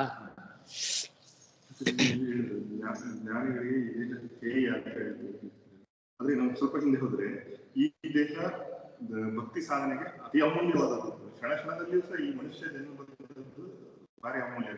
ಹಾಗಿದ್ರೆ ನಾವು ಹೇಗೆ ಅಂತ ಅದಕ್ಕೆ ಹೇಳುದು, ಸಾಧನೆಗೆ ಅನುಕೂಲ ಅಷ್ಟೇ ಈ ದೇಹ. ಸಾಧನೆಗೆ ಅನುಕೂಲ ಅಂತ ಅಷ್ಟೇ ಅಲ್ಲದೇನೆ ನಾವು ಈಗ ಹೇಗೆ ಇಟ್ಕೊಂಡಿದ್ದೇವೆ, ಈ ದೇಹದ ಮೇಲೆ ಎಷ್ಟು ಮೋಹ ಇದೆ ನಮಗೆ. ಈ ಮೋಹ, ಈ ಅಭಿಮಾನ ಅವರಿಗಿರೋದಿಲ್ಲ. ಹಾಗಾಗಿ ನಾವು ಒಂದು ಸಣ್ಣ ನೋವಾದ್ರೂ ಕೂಡ ಬಹಳ ನಮಗೆ ದುಃಖ ಪಡ್ತೇವೆ. ನಾವು ಏನಾದ್ರು ಸಣ್ಣ ಸೂಜಿ ಚುಚ್ಚಿದ್ರೆ ಅಥವಾ ರೋಡಲ್ಲಿ ನಡ್ಕೊಂಡು ಹೋಗೋ ಒಂದು ಸಣ್ಣ ಕಲ್ಲು ಚುಚ್ಚಿದರೆ ಬಹಳ ದುಃಖ ಪಡುತ್ತೇವೆ. ಕಾರಣ ಏನು? ದೇಹದ ಮೇಲಿನ ಅಭಿಮಾನ. ಅದೇ ನೀವು 4 ಏಟು ಹೊಡಿರಿ ಜ್ಞಾನಿಗಳಿಗೆ, ಏನು ದುಃಖ ಪಡಲ್ಲ, ಆರಾಮಾಗಿರ್ತಾರೆ. ಇಷ್ಟೇ ವ್ಯತ್ಯಾಸ ಅಲ್ವಾ? ದೇಹ ಬೇಕು, ಸಾಧನೆಗೋಸ್ಕರ ದೇಹ ಬೇಕು. ಅಷ್ಟಕ್ಕೆ ಮಾತ್ರ ಉಪಯೋಗಿಸ್ಕೊಳ್ತಾ ಇರ್ತಾರೆ. ಅದು ಬಿಟ್ಟು ಬೇರೆದಕ್ಕೆ ಬೇಡ ಅವರಿಗೆ. ಹಾಗೆ ಆದ್ದರಿಂದ ಅದು ಹೇಯ ಅಂತ ಕರೀತಾರೆ.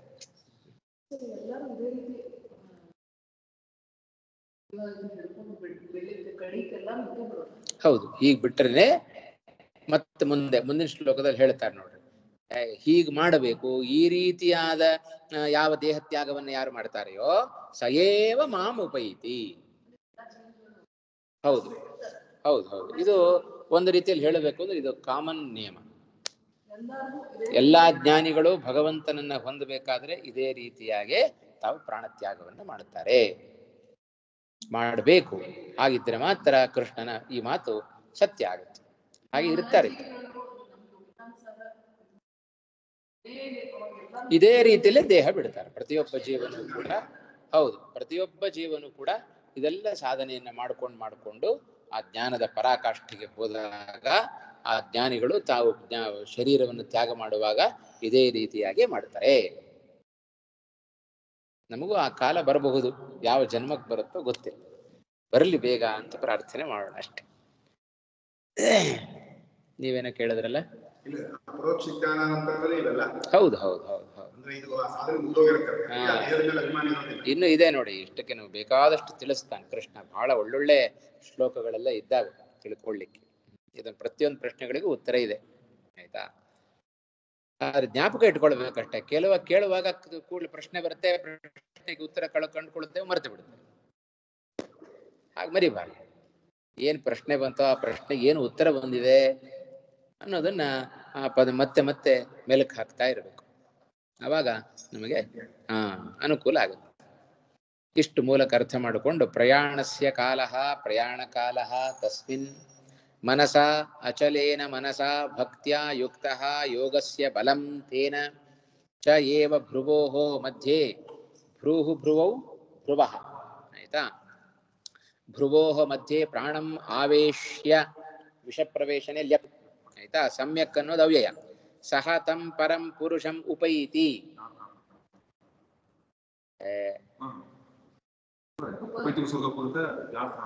ಹೆಂಗ್ರಿ ಉಪೈತಿ? ಏತಿ ಇಡಗತವಲ್ವಾ? ಉಪ ಪ್ಲಸ್ ಏತಿ, ಏತಿ ಇತಃ ಯಂತಿ, ಅದು ಯಾತಿ ಅಂತ ರೂಪ ಆಗುತ್ತೆ. ಉಪಯಾತಿ ಅಂತ ಆಗುತ್ತೆ, ಉಪೈತಿ ಅಂತ ಆಗುತ್ತೆ. ಉಪೈತಿ ಅಂತ ಆಗುತ್ತೆ ಇಣಗತವ್ ಧಾತು. ಸರಿ, ಇದೆಷ್ಟು ಪದಗಳ ಸ್ವರೂಪ. ಭಕ್ತ್ಯಾಯುಕ್ತ ಸನ್, ಪ್ರಯಾಣ ಕಾಲೇ ಅನ್ವಯ ಬರಿತಾ ಇದ್ದಾರೆ ಇಲ್ಲಿ, ಆಯ್ತಾ? ಭಕ್ತ್ಯಾಯುಕ್ತ ಸನ್ ಪ್ರಯಾಣ ಕಾಲೇ ಯೋಗ ಬಲೇನ ಭ್ರುವೋಃ ಮಧ್ಯೆ ಪ್ರಾಣಂ ಆವೇಶ್ಯ. ಅರ್ಥ ಆಗ್ತಾ ಇದೆಯಲ್ಲ? ಎಲ್ಲ ಹೇಳಿದ್ದೇನೆ. ಪ್ರಾಣಂ ಯಾರಿಗಾರು ಅರ್ಥ ಆಗದಿದ್ರೆ ಕೂಡಲೇ ಹೇಳಬೇಕು. ಪ್ರಾಣಂ ಆವೇಶ್ಯ ಅಚಲೇನ ಮನಸ ಯಹ ಸ್ಮರೇತ್, ಅಚಲೇನ ನಿಶ್ಚಲವಾದ ಮನಸ್ಸಿನಿಂದ, ಯಹ ಸ್ಮರೇತ್ ಸಹ ದಿವ್ಯಂ ಪರಂ, ಪರಂ ನಾಮ ಉತ್ತಮಂ, ಮೂಲದಲ್ಲಿರುವ ಪರ ಶಬ್ದಕ್ಕೆ ಉತ್ತಮ ಅಂತ ಅರ್ಥ. ಪುರುಷಂ ಉಪೈತಿ, ಪುರುಷ ಶಬ್ದಕ್ಕೆ ಹಿಂದಿನ ಶ್ಲೋಕದಲ್ಲಿ ಅರ್ಥವನ್ನು ಹೇಳಿಬಿಟ್ಟಿದ್ದಾರೆ. ಇಂಥ ದಿವ್ಯವಾದ ಉತ್ತಮನಾದ ಪುರುಷನನ್ನ ಸಹ ಉಪೈತಿ ಇತಿ ಯೋಜನಾ, ಹೀಗೆ ಅನ್ವಯವನ್ನ ಮಾಡಬೇಕು ಅಂತ ಅರ್ಥ. ಈ ಶ್ಲೋಕಕ್ಕೆ ಹೀಗೆ ಯೋಜನೆ ಮಾಡ್ಕೊಳ್ರಿ, ಪದಗಳ ವಿಭಾಗವನ್ನ ಹೀಗೆ ಯೋಜನೆ ಮಾಡ್ಕೊಳ್ರಿ. ಆಮೇಲೆ ಅತ್ರ ಆದಿತ್ಯವರ್ಣಂ ಇತಿ ಸಶರೀರತ್ವ ಪ್ರಾಪ್ತೇ ಜನ್ಮಾದಿ ಪ್ರಸಂಗ ಕವಿಂ ಪುರಾಣಂ ಅನ್ನುವ ಶ್ಲೋಕದಲ್ಲಿ, ಹಿಂದಿನ ಶ್ಲೋಕದಲ್ಲಿ ಆಗಬೇಕಾದ್ರೆ ಆದಿತ್ಯವರ್ಣಂ ತಮಸಃ ಪರಸ್ತಾತ್ ಅಂತ ಒಂದು ಮಾತು ಬಂತು, ಹೌದಾ? ಈ ಭಗವಂತ ಹೇಗಿದ್ದಾನೆ? ಆದಿತ್ಯನಂತೆ ವರ್ಣವುಳ್ಳವ. ಸೂರ್ಯನಿಗೆ ಹೇಗೆ ತೇಜೋಮಯವಾದ ಶರೀರವೋ, ತೇಜಸ್ಸುಂಟೋ, ಇವನಿಗೂ ಕೂಡ ಹಾಗೆ ತೇಜೋಮಯವಾದ ಶರೀರ ಇದೆ, ಕಾಂತಿ ಇದೆ ಅಂತ ಹೇಳಿದಾಗಾಯ್ತು. ಆದಿತ್ಯನ ವರ್ಣವೇ ಇವನಿಗೂ ಉಂಟು ಅಂತ ಚಿಂತನೆ ಮಾಡಬೇಕು. ಹಾಗೆ ಹೇಳಿಬಿಟ್ರೆ ನಮಗೆ ಸಶರೀರತ್ವ ಪ್ರಾಪ್ತೇ, ಭಗವಂತನಿಗೆ ಒಂದು ಶರೀರವನ್ನು ಒಪ್ಪದಾಗಾಯ್ತು. ಇವನು ಶರೀರಿ ಅಂತ ಆದ್ಮೇಲೆ ಶರೀರಕ್ಕೆ ನಾಶ ಉಂಟಾ ಇಲ್ವಾ? ಉಂಟು. ನಮ್ಮ ಎಲ್ಲರ ಶರೀರ ನಾಶ ಆಗುತ್ತೋ ಇಲ್ವೋ? ಆಗತ್ತೆ. ಜನ್ಮಾದಿ ಪ್ರಸಂಗ ಜಾತಸ್ಯ ಹಿ ಧ್ರುವೋ ಮೃತ್ಯು ಧ್ರುವಂ ಜನ್ಮ ಮೃತಸ್ಯ ಚ, ಹುಟ್ಟಿದವ ಸಾಯಬೇಕು, ಸತ್ತವ ಮತ್ತೆ ಹುಟ್ಟಲೇಬೇಕು. ಹಾಗಾದ್ರೆ ಆದಿತ್ಯನಂತೆ ವರ್ಣ ಇವನಿಗೆ ಉಂಟು ಅಂತಾದ್ರೆ ಇವನಿಗೊಂದು ಶರೀರವನ್ನು ಒಪ್ಪದಾಗಾಯ್ತು, ಜನ್ಮಾದಿಗಳನ್ನ ಒಪ್ಪದಾಗಾಯ್ತು. ಹಾಗಾದ್ರೆ ಇವನು ಶರೀರಿ ಅಂತಾದ, ಸಶರೀರತ್ವ ಪ್ರಾಪ್ತಿಯಾಗತ್ತೆ. ಅದರಿಂದ ಶರೀರತ್ವ ಬಂತು ಅಂತಾದ್ರೆ ಇವನಿಗೆ ಜನ್ಮ ನಾಶ ಇವುಗಳನ್ನೆಲ್ಲ ಒಪ್ಪಬೇಕಾಗತ್ತೆ ಅಂತ ಹೀಗೆ ಶಂಕ ಬಂದರೆ ಅದಕ್ಕೆ ಈ ಶಂಕೆಯನ್ನು ನಿರಾಸ ಮಾಡಲಿಕ್ಕೋಸ್ಕರವೇ ತಮಸಃ ಪರಸ್ತಾದಿತ್ಯುಕ್ತಂ. ಹಿಂದಿನ ಶ್ಲೋಕದಲ್ಲಿ ತಮಸಃ ಪರಸ್ತಾದ್ ಅಂತ ಹೇಳಿತ್ತು. ತದ್ದೇಹಸ್ಯ ಅಪ್ರಾಕೃತತ್ವಾತ್ ಹಿಂದಿನ ಶ್ಲೋಕದ ತಾತ್ಪರ್ಯದಲ್ಲಿ ಹೇಳಿದ್ದನ್ನು ಈ ಶ್ಲೋಕದಲ್ಲಿ ಎರಡಕ್ಕೂ ಲಿಂಕ್ ಮಾಡಿಕೊಂಡು ರಾಯದನ್ನ ಕೊಡ್ತಾ ಇದ್ದಾರೆ. ತಮಸಃ ಪರಸ್ತಾತ್, ತಮ ಶಬ್ದಕ್ಕೆ ಪ್ರಕೃತಿ ಅಂತಲೂ ಒಂದು ಅರ್ಥ ಇದೆ. ತಮಸಃ ಪ್ರಕೃತಿ ಪರಸ್ತಾತ್ ತದ್ದೇಹಸ್ಯ ಪರಮಾತ್ಮನಃ ದೇಹಸ್ಯ ಅಪ್ರಾಕೃತತ್ವಾತ್, ಅವನ ದೇಹ ಪ್ರಕೃತಿಗೆ ಸಂಬಂಧಪಟ್ಟದ್ದಲ್ಲ, ಅಪ್ರಾಕೃತವಾದ ಶರೀರ. ಆದ್ದರಿಂದ ಜನ್ಮಾದಿಗಳು ಆ ದೇಹಕ್ಕೆ ಇಲ್ಲ. ಇವನು ನಿರಾಕಾರ ಅಲ್ಲ, ಮತ್ತೆ ಇವನಿಗೊಂದು ಆಕಾರ ಉಂಟು. ವಿಚಿತ್ರ ನಮ್ಮ ಸಿದ್ಧಾಂತ. ಭಗವಂತ ನಿರಾಕಾರನೋ ಅಲ್ಲ, ಹಾಗಾದ್ರೆ ಆಕಾರ ಉಂಟೋ? ಅದು ಇಲ್ಲ. ಆಕಾರ ಉಂಟೋ? ಇಲ್ಲ. ಹಾಗಾದ್ರೆ ನಿರಾಕಾರನೋ ಅಲ್ಲ. ಹ್ಯಾಕ್ ಕೊಡಿಸೋದು ಇದೆಲ್ಲ? ಭಗವಂತನಿಗೆ ಆಕಾರ ಉಂಟು, ಇಂಥದ್ದೇ ಆಕಾರ ಅಂತಿಲ್ಲ. ನೀರಿನಂತೆ, ಹೌದಾ ಇಲ್ಲ? ನೀರನ್ನ ಲೋಟಕ್ಕೆ ಹಾಕಿದರೆ ಲೋಟದ ಆಕಾರ ಬರುತ್ತೆ, ಪಾತ್ರೆಗೆ ಹಾಕಿದರೆ ಪಾತ್ರೆ ಆಕಾರ ಬರುತ್ತೆ, ನದಿಗೆ ಹಾಕಿದರೆ ನದಿ ಆಕಾರ ಬಂತು, ಸಮುದ್ರಕ್ಕೆ ಹಾಕಿದರೆ ಸಮುದ್ರದ ಆಕಾರ ಬಂತು. ಆಕಾರ ಉಂಟಾ? ಉಂಟು. ಆಕಾರ ಇಲ್ವಾ? ಇಲ್ಲ. ಹಾಗೆ ಭಗವಂತನಿಗೆ ಅದಕ್ಕೆ ತದಾಕಾರವನು ತದಾಕಾರದಲ್ಲಿ ಭಗವಂತ ಜಗತ್ತಿನ ಆಕಾರದಲ್ಲಿ ಜಗತ್ತಿನ ಒಳಗೆ ತಾನು ಪ್ರವೇಶ. ಅದಕ್ಕೆ ಹೇಳೋದು, ತತ್ತದಾಕಾರನಾಗಿ ತತ್ತನ್ನಾಮಕನಾಗಿ ಭಗವಂತ ಜಗತ್ತಿನ ಒಳಗೆ ಪ್ರವೇಶವನ್ನು ಮಾಡಿದ್ದಾನೆ. ಈ ಸಾಮರ್ಥ್ಯ ಭಗವಂತನಿಗೆ ಬಿಟ್ಟು ಮತ್ತಾರಿಗೂ ಬರ್ಲಿಕ್ಕೆ ಸಾಧ್ಯ ಇಲ್ಲ ಅಲ್ವಾ? ಆದ್ದರಿಂದ ಅಪ್ರಾಕೃತವಾದ ಶರೀರವುಳ್ಳವ. ಆದ್ದರಿಂದ ಭಗವಂತನಿಗೆ ಜನ್ಮಾದಿಗಳು ಇಲ್ಲ. ಜನ್ಮಾದಿ ದೋಷ ನ ಇತಿ ಭಾವ. ಯೋಗ ಬಲೇನ ಏವ ಭೃಗೋಹೋ ಮಧ್ಯೆ ಪ್ರಾಣಂ ಆವೇಶ್ಯ ಏತತ್ ವಾಯು ಜಯಾದಿಮನ್ಮಾತ್ರ ಮಾತ್ರ ಅಸಾಧಾರಣಂ. ಯಾರಿಗೆ ವಾಯುವಿನ ಜಯ ಇದೆಯೋ ಅಂಥವರಿಗೆ ಮಾತ್ರ ಹೇಳಿದ್ದ ಲಕ್ಷಣ ಇದು. ನಮ್ಮಂಥವ್ರಿಗೆಲ್ಲ ಸಾಧ್ಯ ಇಲ್ಲ. ಕೇಳದೆ ಪ್ರಾಣವಾಯು ಹೊರಟೋಗ್ಬಿಡುತ್ತೆ. ಆ ಹೋಗುವ ಪ್ರಾಣವಾಯುವನ್ನ ತಮ್ಮ ಎರಡು ಹುಬ್ಬುಗಳ ಮಧ್ಯದಲ್ಲಿ ತಡೆ ಹಿಡಿದುಕೊಳ್ಳುವ ಶಕ್ತಿ ವಾಯು ಜಯ ಪಡೆದವರಿಗೆ ಮಾತ್ರ ಬರುತ್ತೆ, ವಿನಃ ಮತ್ತೊಬ್ಬರಿಗೆ ಬರೋದಿಲ್ಲ. ಆದ್ದರಿಂದ ವಾಯು ಜಯಾದಿ ಮನ್ ಮಾತ್ರ ಅಸಾಧಾರಣಂ, ಇವರಿಗೆ ಮಾತ್ರ ಅಸಾಧಾರಣವಾದ ಲಕ್ಷಣ ಅದು. ನತು ಉಚ್ಚಿಕ್ರಮಿಶೋಹೋ ಸರ್ವಸ್ಯ ಸಾಧಾರಣಂ.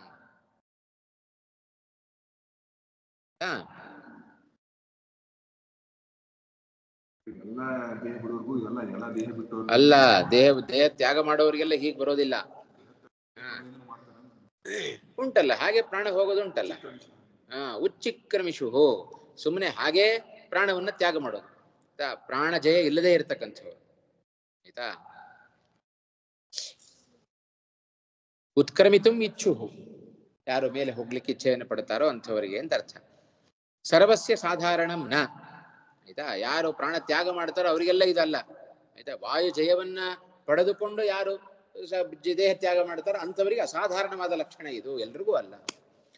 ಹಾಗಾದ್ರೆ ವಾಯುಜಯ ಹೀನಾನಾಂ ಜ್ಞಾನ ಭಕ್ತಿ ವೈರಾಗ್ಯ ಪೂರ್ತ್ಯೈವ ಮುಕ್ತಿ ಸಿದ್ಧೇಹೇ ವಾಯುಜಯಾದಿ ಮತಾಂತು ಈಶಜ್ಞಾನಾದಿ ಅಸಂಪೂರ್ತಾವಪಿ ವಾಯುಜಯಾದೌ ನಿಪುಣಾನಾಂ ತದ್ಬಲಾದೇವ ಅಲ್ಪಮುಕ್ತಿ ಕಿಂಚಿತ್ ಶೀಘ್ರಂಚ ಭವತಿ ಇತಿ ವಿಶೇಷ ಇತಿ. ಸ್ವಲ್ಪ ವಿಶೇಷ ಉಂಟು ಇವರಲ್ಲಿ. ವಾಯುಜಯ ಇದ್ದವ್ರಿಗೊಂದು ರೀತಿ, ವಾಯುಜಯ ಇಲ್ಲದೆ ಇದ್ದವ್ರಿಗೊಂದು ರೀತಿ. ಯಾರು ವಾಯುಜಯವನ್ನು ಪಡ್ಕೊಂಡಿರ್ತಾರೋ ಅವರು ಹೀಗೆ ಹುಬ್ಬುಗಳ ಮಧ್ಯದಲ್ಲಿ ಪ್ರಾಣವಾಯುವನ್ನು ನಿಲ್ಲಿಸಿ ನಂತರದಲ್ಲಿ ದೇಹತ್ಯಾಗವನ್ನು ಮಾಡುತ್ತಾರೆ. ಇದು ಎಲ್ರಿಗೂ ಸಂಬಂಧಪಟ್ಟದ್ದಲ್ಲ. ಮತ್ತೆ ಪ್ರಾಣವಾಯುವಿನ ಜಯ ಯಾರಿಗೆ ಇಲ್ಲವೋ ಅವರಿಗೆ ಜ್ಞಾನ ಭಕ್ತಿ ವೈರಾಗ್ಯಗಳು ಪೂರ್ಣವಾಗುತ್ತೆ. ಆದ್ದರಿಂದ ಅವರಿಗೆ ಮೋಕ್ಷ. ಹಾಗಾದ್ರೆ ಎಲ್ರಿಗೂ ಒಂದೇ ರೀತಿ ದೇಹತ್ಯಾಗದ ಕ್ರಮ ಅಂತಿಲ್ಲ. ಆಯ್ತಾ? ಅದಕ್ಕೆ ಆದರೆ ಫಲದಲ್ಲಿ ವ್ಯತ್ಯಾಸ ಇದೆ. ಹಾಗಾದ್ರೆ ಎಲ್ರು ಹೀಗೆ ಪ್ರಾಣ ಬಿಡ್ಬೋದಲ್ಲ ಅಂತ ಪ್ರಶ್ನೆ ಬಂದರೆ ಫಲದಲ್ಲಿ ವ್ಯತ್ಯಾಸ ಇದೆ. ಏನದು? ಯಾರಿಗೆ ವಾಯುವಿನ ಜಯ ಉಂಟೋ ಅವರಿಗೆ ಜ್ಞಾನಾದಿಗಳು ಸ್ವಲ್ಪ ಕಡಿಮೆ ಇದ್ರೂ ಆಯ್ತಾ ಅವರಿಗೆ ಅಲ್ಪ ಮುಕ್ತಿ ಆಗುತ್ತೆ. ಆಯ್ತಾ? ಪ್ರಾಣವಾಯುವಿನ ಜಯ ಇಲ್ಲದೇ ಇದ್ದವರಿಗೆ. ಆಯ್ತಾ? ಜ್ಞಾನಾದಿಗಳು ಕಡಿಮೆ ಇರಬಹುದು. ಎರಡು ಅಂಶ ಹೇಳ್ತಾರೆ ಇಲ್ಲಿ. ಮೋಕ್ಷ ಉಂಟು. ವಾಯುಜಯಾದಿ ಮತಾನಾಂ ವಾಯುಜಯಾದಿ ರಹಿತಾನಾಂಚ. ವಾಯುಜಯ ಇಲ್ಲದೆ ಇದ್ದವರಿಗೂ ವಾಯುಜಯ ಇದ್ದವರಿಗೂ ಮೋಕ್ಷ ಆಗತ್ತೆ. ಆದರೆ ವಾಯುಜಯ ಜಯಹೀನಾನಾಂ ಜ್ಞಾನ ಭಕ್ತಿ ವೈರಾಗ್ಯ ಪೂರ್ತ್ಯಾ ಏವ ಮುಕ್ತಿ ಸಿದ್ಧೇಹೇ. ಆಯ್ತಾ, ಅವರಿಗೆ ಮುಕ್ತಿ ಸಿಗತ್ತೆ. ಆಯ್ತಾ, ವಾಯುಜಯಾದಿ ಮತಾಂ, ಯಾವರಿಗೆ ವಾಯು ಜಯ ಉಂಟೋ ಅವರಿಗೆ ಈಶದ್ ಜ್ಞಾನಾದಿ ಅಸಂಪೂರ್ತಾವಪಿ, ಜ್ಞಾನದಲ್ಲಿ ಕಡಿಮೆ ಇರಬಹುದು, ಆದರೆ ವಾಯುವಿನ ಜಯ ಅವರಿಗೆ ಪರಿಪೂರ್ಣ ಇರುತ್ತಾದ್ರಿಂದ ಅದರ ಸಿದ್ಧಿಯನ್ನು ಪಡ್ಕೊಂಡಿರ್ತಾರಾದ್ರಿಂದ ಅದರಲ್ಲಿ ನಿಪುಣರಾಗಿರ್ತಾರಾದ್ರಿಂದ ತದ್ಬಲಾದೇವ ಅಲ್ಪ ಮುಕ್ತಿ ಕಿಂಚಿತ್ ಶೀಘ್ರಂಚ ಭವತಿ. ಇವರಿಗಿಂತಲೂ ಅವರಿಗೆ ಮೋಕ್ಷ ಬೇಗ ಸಿಗತ್ತೆ. ಅಲ್ಪ ಮುಕ್ತಿ. ಅಲ್ಪ ಮುಕ್ತಿ ಶಬ್ದಕ್ಕೆ ನೋಡೋಣ ಏನಾರು ಇಲ್ಲಿ ಕೊಡ್ತಾರಾ.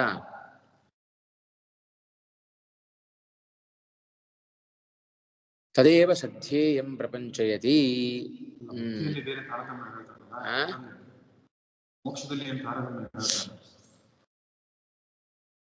ಎಷ್ಟನೇ ಶ್ಲೋಕ ಇದು? 10 11? 10. 10ಕ್ಕೇನು ಬರೀಲಿಲ್ಲ. ತಾತ್ಪರ್ಯ ಆಯ್ತು, ಭಾಷ್ಯ ಆಯ್ತು.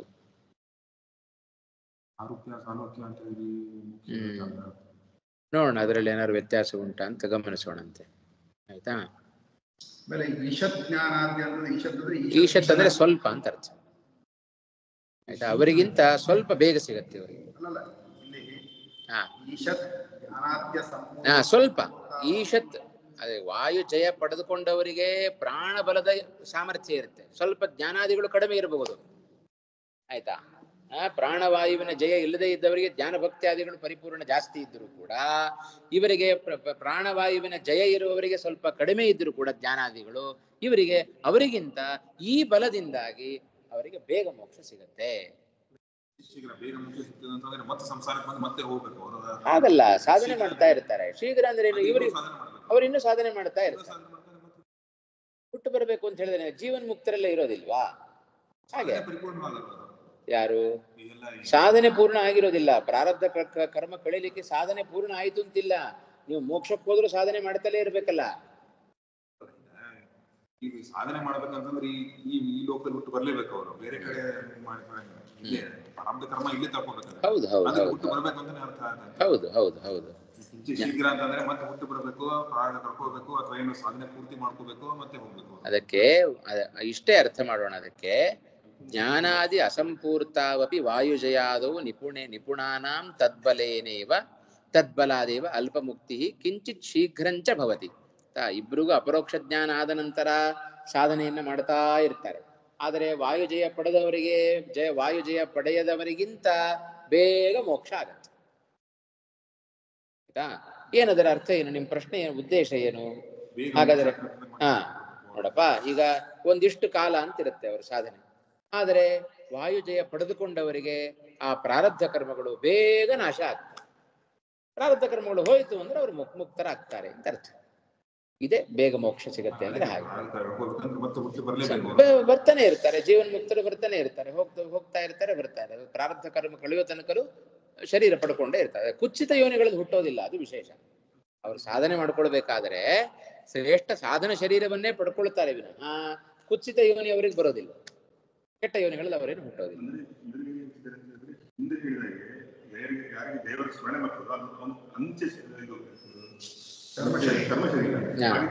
ಈ ಶ್ಲೋಕದ ಕೇಳುವ ಪ್ರಕಾರ ಅವನು ದೇವರ ಸ್ಮರಣೆ ಮಾಡದೆ ಬರೀ ಪ್ರಾಣ ಮಾತ್ರ ತ್ಯಾಗ ಮಾಡಿದ ಅಂತ ಅರ್ಥ ಇಲ್ಲ.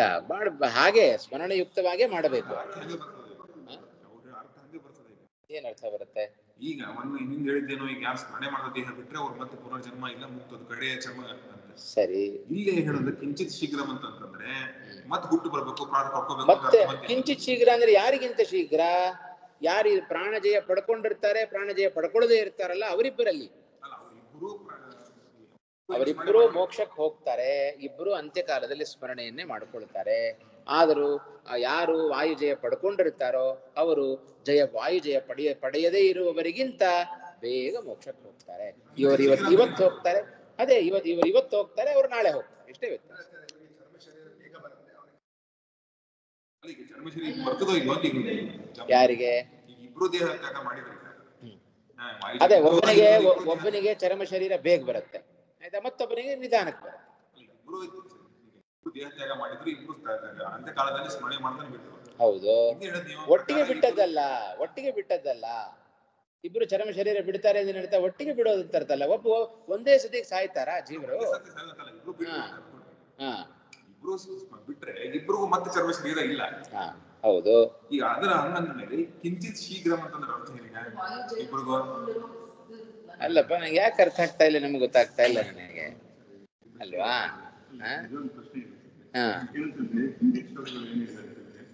ಚರ್ಮ ಶರೀರ ಇವೆಲ್ಲ ಪ್ರಾರಬ್ಧವನ್ನು ಮುಗಿಸಿ ಕಡೆಯವರು ಚರ್ಮ ಶರೀರ, ಆ ಶರೀರದಲ್ಲಿ ನಮಗೆ ಕೃಷ್ಣನ ಸ್ಮರಣೆ ಬರ್ತದೆ ಅಂತ್ಯಕಾಲದಲ್ಲಿ ಎಂದು ನಾವು ಹಾಗೆ ತಿಳ್ಕೊಂಡ್ವಿ. ಹೌದು. ಈಗ ಇಬ್ಬರಿದ್ದಾರೆ. ಒಬ್ಬ ಪ್ರಾಣವಾಯುವಿನ ಜಯವನ್ನು ಪಡ್ಕೊಂಡವನೊಬ್ಬ, ಜಯವನ್ನು ಪಡ್ಕೊಳ್ಳದೇ ಇರೋನೊಬ್ಬ. ಇಬ್ಬರೂ ಅಂತ್ಯಕಾಲದಲ್ಲಿ ಭಗವಂತನ ಸ್ಮರಣೆಯನ್ನು ಮಾಡಿಕೊಂಡೇ ಮೋಕ್ಷವನ್ನು ಪಡೆಯುವವರು. ಈಗ ಪ್ರಾಣ ಜಯವನ್ನು ಪಡೆಯದ ವ್ಯಕ್ತಿ ಇವನೇನಿದ್ದಾನೆ, ಇವನಿಗಿಂತ ಇವ ಸ್ವಲ್ಪ ಬೇಗ ಮೋಕ್ಷಕ್ಕೆ ಹೋಗ್ತಾನೆ. ಕಾರಣ ಏನು? ಜ್ಞಾನ ಭಕ್ತಿ ವೈರಾಗ್ಯಗಳು ಇವನಲ್ಲಿ ಜಾಸ್ತಿ ಇರಬಹುದು. ಆದರೆ ಇವನಿಗಿಂತ ಈ ಪ್ರಾಣವಾಯುವಿನ ಜಯದ ಬಲ ಇವನಿಗೆ ಉಂಟಲ್ಲ, ಈ ಬಲದಿಂದಾಗಿ ಇವ ನಾಳೆ ಹೋಗ್ತಾನೆ, ಇವನು ಇವತ್ತೇ ಹೋಗ್ತಾನೆ. ಚರಮ ಶರೀರ ಇವನಿಗೆ ಬಂತು. ಇಬ್ಬರು ಚರಮ ಶರೀರದಲ್ಲಿ ಅಂತ್ಯಕಾಲದ ಸ್ಮರಣೆಯನ್ನು ಮಾಡಿಕೊಳ್ತಾರೆ. ಚರಮ ಶರೀರ ಇವನಿಗೆ ಇವತ್ತು ಬರುತ್ತೆ, ಇವನಿಗೆ ನಾಳೆ ಬರುತ್ತೆ. ಶರೀರದಲ್ಲಿ ಅವನು ಸ್ಮರಣೆ ಮಾಡಿ ಬಿಟ್ರು ಪ್ರಾರಬ್ಧ ಮುಗಿದ್ರು ಅವ್ರು ಮೋಕ್ಷಕ್ಕೆ ಹೋಗುದಿಲ್ಲ ಅಂತ ಹೇಳ್ತಾರೆ. ಅಲ್ಲ, ಇಬ್ಬರದು ಪ್ರಾರಬ್ಧ ಮುಗುದಿದೆ ಅಂತಾನೆ ಅರ್ಥ. ಹೋಗ್ತಾ ಇರ್ತದೆ ಮನೆಯದಂತೂ ಇಬ್ಬರದು ಪ್ರಾರಬ್ಧ ಮುಗುದಂತಾನೆ ಅರ್ಥ. ಈಗ ಇಬ್ರು ಶೀಘ್ರ ಅಂದ್ರೆ ಎಲ್ಲಾರು ಹೋಗೋದು ಒಂದೇ ಹೊತ್ತಿಗೆ ಮೋಕ್ಷಕ್ಕೆ ಹೋಗೋದು. ಅಲ್ಲಪ್ಪ, ನಾವಿಬ್ರು ಹೊರಟಿರ್ತೀವಿ, ಒಟ್ಟಿಗೆ ಮನೆಗೆ ಹೋಗ್ತೀವಿ. ನಿಮಗಿಂತ ಸ್ವಲ್ಪ ನಾನು ಬೇಗ ಹೋಗ್ತೀನಿ. ಅಲ್ಲ, ಮೋಕ್ಷ ಎಲ್ಲಾರು ಒಂದೇ ಹೊತ್ತಿಗೆ ಹೋಗೋದು, ಮೋಕ್ಷ ಬೇರೆ ಬೇರೆ ಹೊತ್ತಿಗೆ ಹೋಗೋದಿಲ್ಲ. ಹೌದು, ಸರಿ. ಹಾಗಾದ್ರೂ ಕೂಡ ಬೇಗ ಹೋಗ್ತಾರೆ ಅಂತ ಹೇಳಿದ್ರೆ ಅದರಲ್ಲಿ ಗಮನದಲ್ಲಿ ಸ್ವಲ್ಪ ವ್ಯತ್ಯಾಸ ಇದೆ. ಅವರ ಗಮನದಲ್ಲಿ ವ್ಯತ್ಯಾಸ ಕಾಣುತ್ತೆ. ಪ್ರಯಾಣ ಕಾಲದಲ್ಲಿ, ಗಮನ ಕಾಲದಲ್ಲಿ ವ್ಯತ್ಯಾಸಗಳು ಉಂಟು. ಕೊನೆ ದಿವಸದಲ್ಲಿ ಎಲ್ಲರೂ ಹುಣ್ಣಿಮೆ ಸೃಷ್ಟಿಯಲ್ಲಿ ಬ್ರಹ್ಮದೇವರು ಕರ್ಕೊಂಡು ಹೋಗಿ ಎಲ್ಲರೂ ಬ್ರಹ್ಮದೇವರ ಜೊತೆಗೇನೆ 300 ವರ್ಷ ಕಳೆದ ಮೇಲೆನೆ ಮೋಕ್ಷ ಆಗೋದು ಅಂತ ಸತ್ಯ. ಮೀಟಿಂಗ್ ರೂಮ್ ಕೊಟ್ಟಿರ್ತಾರೆ, ಬೇರೆ ಮೀಟಿಂಗ್ ರೂಮ್ ಇದೆ, ಅಲ್ಲಿ ಹೋಗ್ಲಿಕ್ಕೆ ಇವರು ಬೇಗ ಹೋಗ್ತಾರೆ. ನೋಡೋಣ, ಅದನ್ನ ಬೇಕಾದ್ರೆ ಲಿಂಗದೇಹ ಭಂಗ ಆಗೋದು, ಲಿಂಗದೇಹ ಭಂಗ ಆಗಿ ವೈಕುಂಠಕ್ಕೆ ಹೋಗೋದೆಲ್ಲ ಅವಾಗ್ಲೇ. ಆಯ್ತಾ? ಮತ್ತೆ ಹುಟ್ಟಿ ಬರ್ತಾ ಒಬ್ರು ಅಂತ ಅರ್ಥ ಶೀಘ್ರ ಅಂತಂದ್ರೆ ಇವರು ಬೇಗ ಹೋಗ್ತಾರೆ, ಇವ್ರು ಮತ್ತೆ ಇನ್ನೊಂದೆರಡು ಸಾಧನೆ ಮುಗಿಸ್ಕೊಂಡು ಹೋಗ್ತಾರೆ ಅಂತ ಅರ್ಥ. ಹಿಂಗ್ ಬಿಟ್ಟಿರುತ್ತೆ ನಮಗೆ. ನೋಡೋಣ, ಅದನ್ನ ಹ್ಯಾಕ್ ಪರಿಹಾರ ಮಾಡ್ಬೋದು ವಿಚಾರ ಮಾಡಿದ್ರೆ. ಚರ್ಮ ಶರೀರ ಆಮೇಲೆ ಬರುತ್ತೆ ಅಂತಂದ್ರೆ ಅದು ಹೇಳ್ತಿ ಕರೆಕ್ಟ್ ಇರ್ಬೋದು. ಚರ್ಮ ಶರೀರ ನಂತರ ಬರುತ್ತೆ ಅಂದ್ರೆ ಮೇ ಬಿ 1-2 ಜನ್ಮ ಜಾಸ್ತಿ ಬರ್ತದೆ ಅವ್ರಿಗೆ. ಆಮೇಲೆ ಅವರು ಧ್ಯಾನ ಮಾಡ್ಕೊಂಡು ಹೋಗ್ತಾರೆ. ಇರ್ಲಿ, ನೋಡೋಣ. ಇವತ್ತು ಟೈಮ್ ಆಗಿದೆ. ಇವತ್ತು ಮುಂದಿನ ಕ್ಲಾಸಲ್ಲಿ ಅದನ್ನ ಹ್ಯಾಕ್ ಪರಿಹಾರ ಮಾಡ್ಬೋದು ವಿಚಾರ ಮಾಡೋಣ. ಸರಿ, ಇಲ್ಲಿಗೆ ಇವತ್ತು ಮುಗಿಸ್ಕಿರೋಣ ಅಂತ. ಪಾರಾಯಣನೂ ಆಗೋದಿಲ್ಲ ಇವತ್ತು. ಮುಂದಿನ ತರಗತಿಯಲ್ಲೇ ಮಾಡೋಣ. 10:40 ಆಗೋಯ್ತು ಇವತ್ತು. ಶ್ರೀ ಕೃಷ್ಣಾರ್ಪಣಮಸ್ತು. ಶ್ರೀ ಹರಯೇ ನಮಃ. ಇಷ್ಟವಾದ ಪ್ರಮೇಯ ಆದ್ರಿಂದ ಕಡಿಬೇಕು.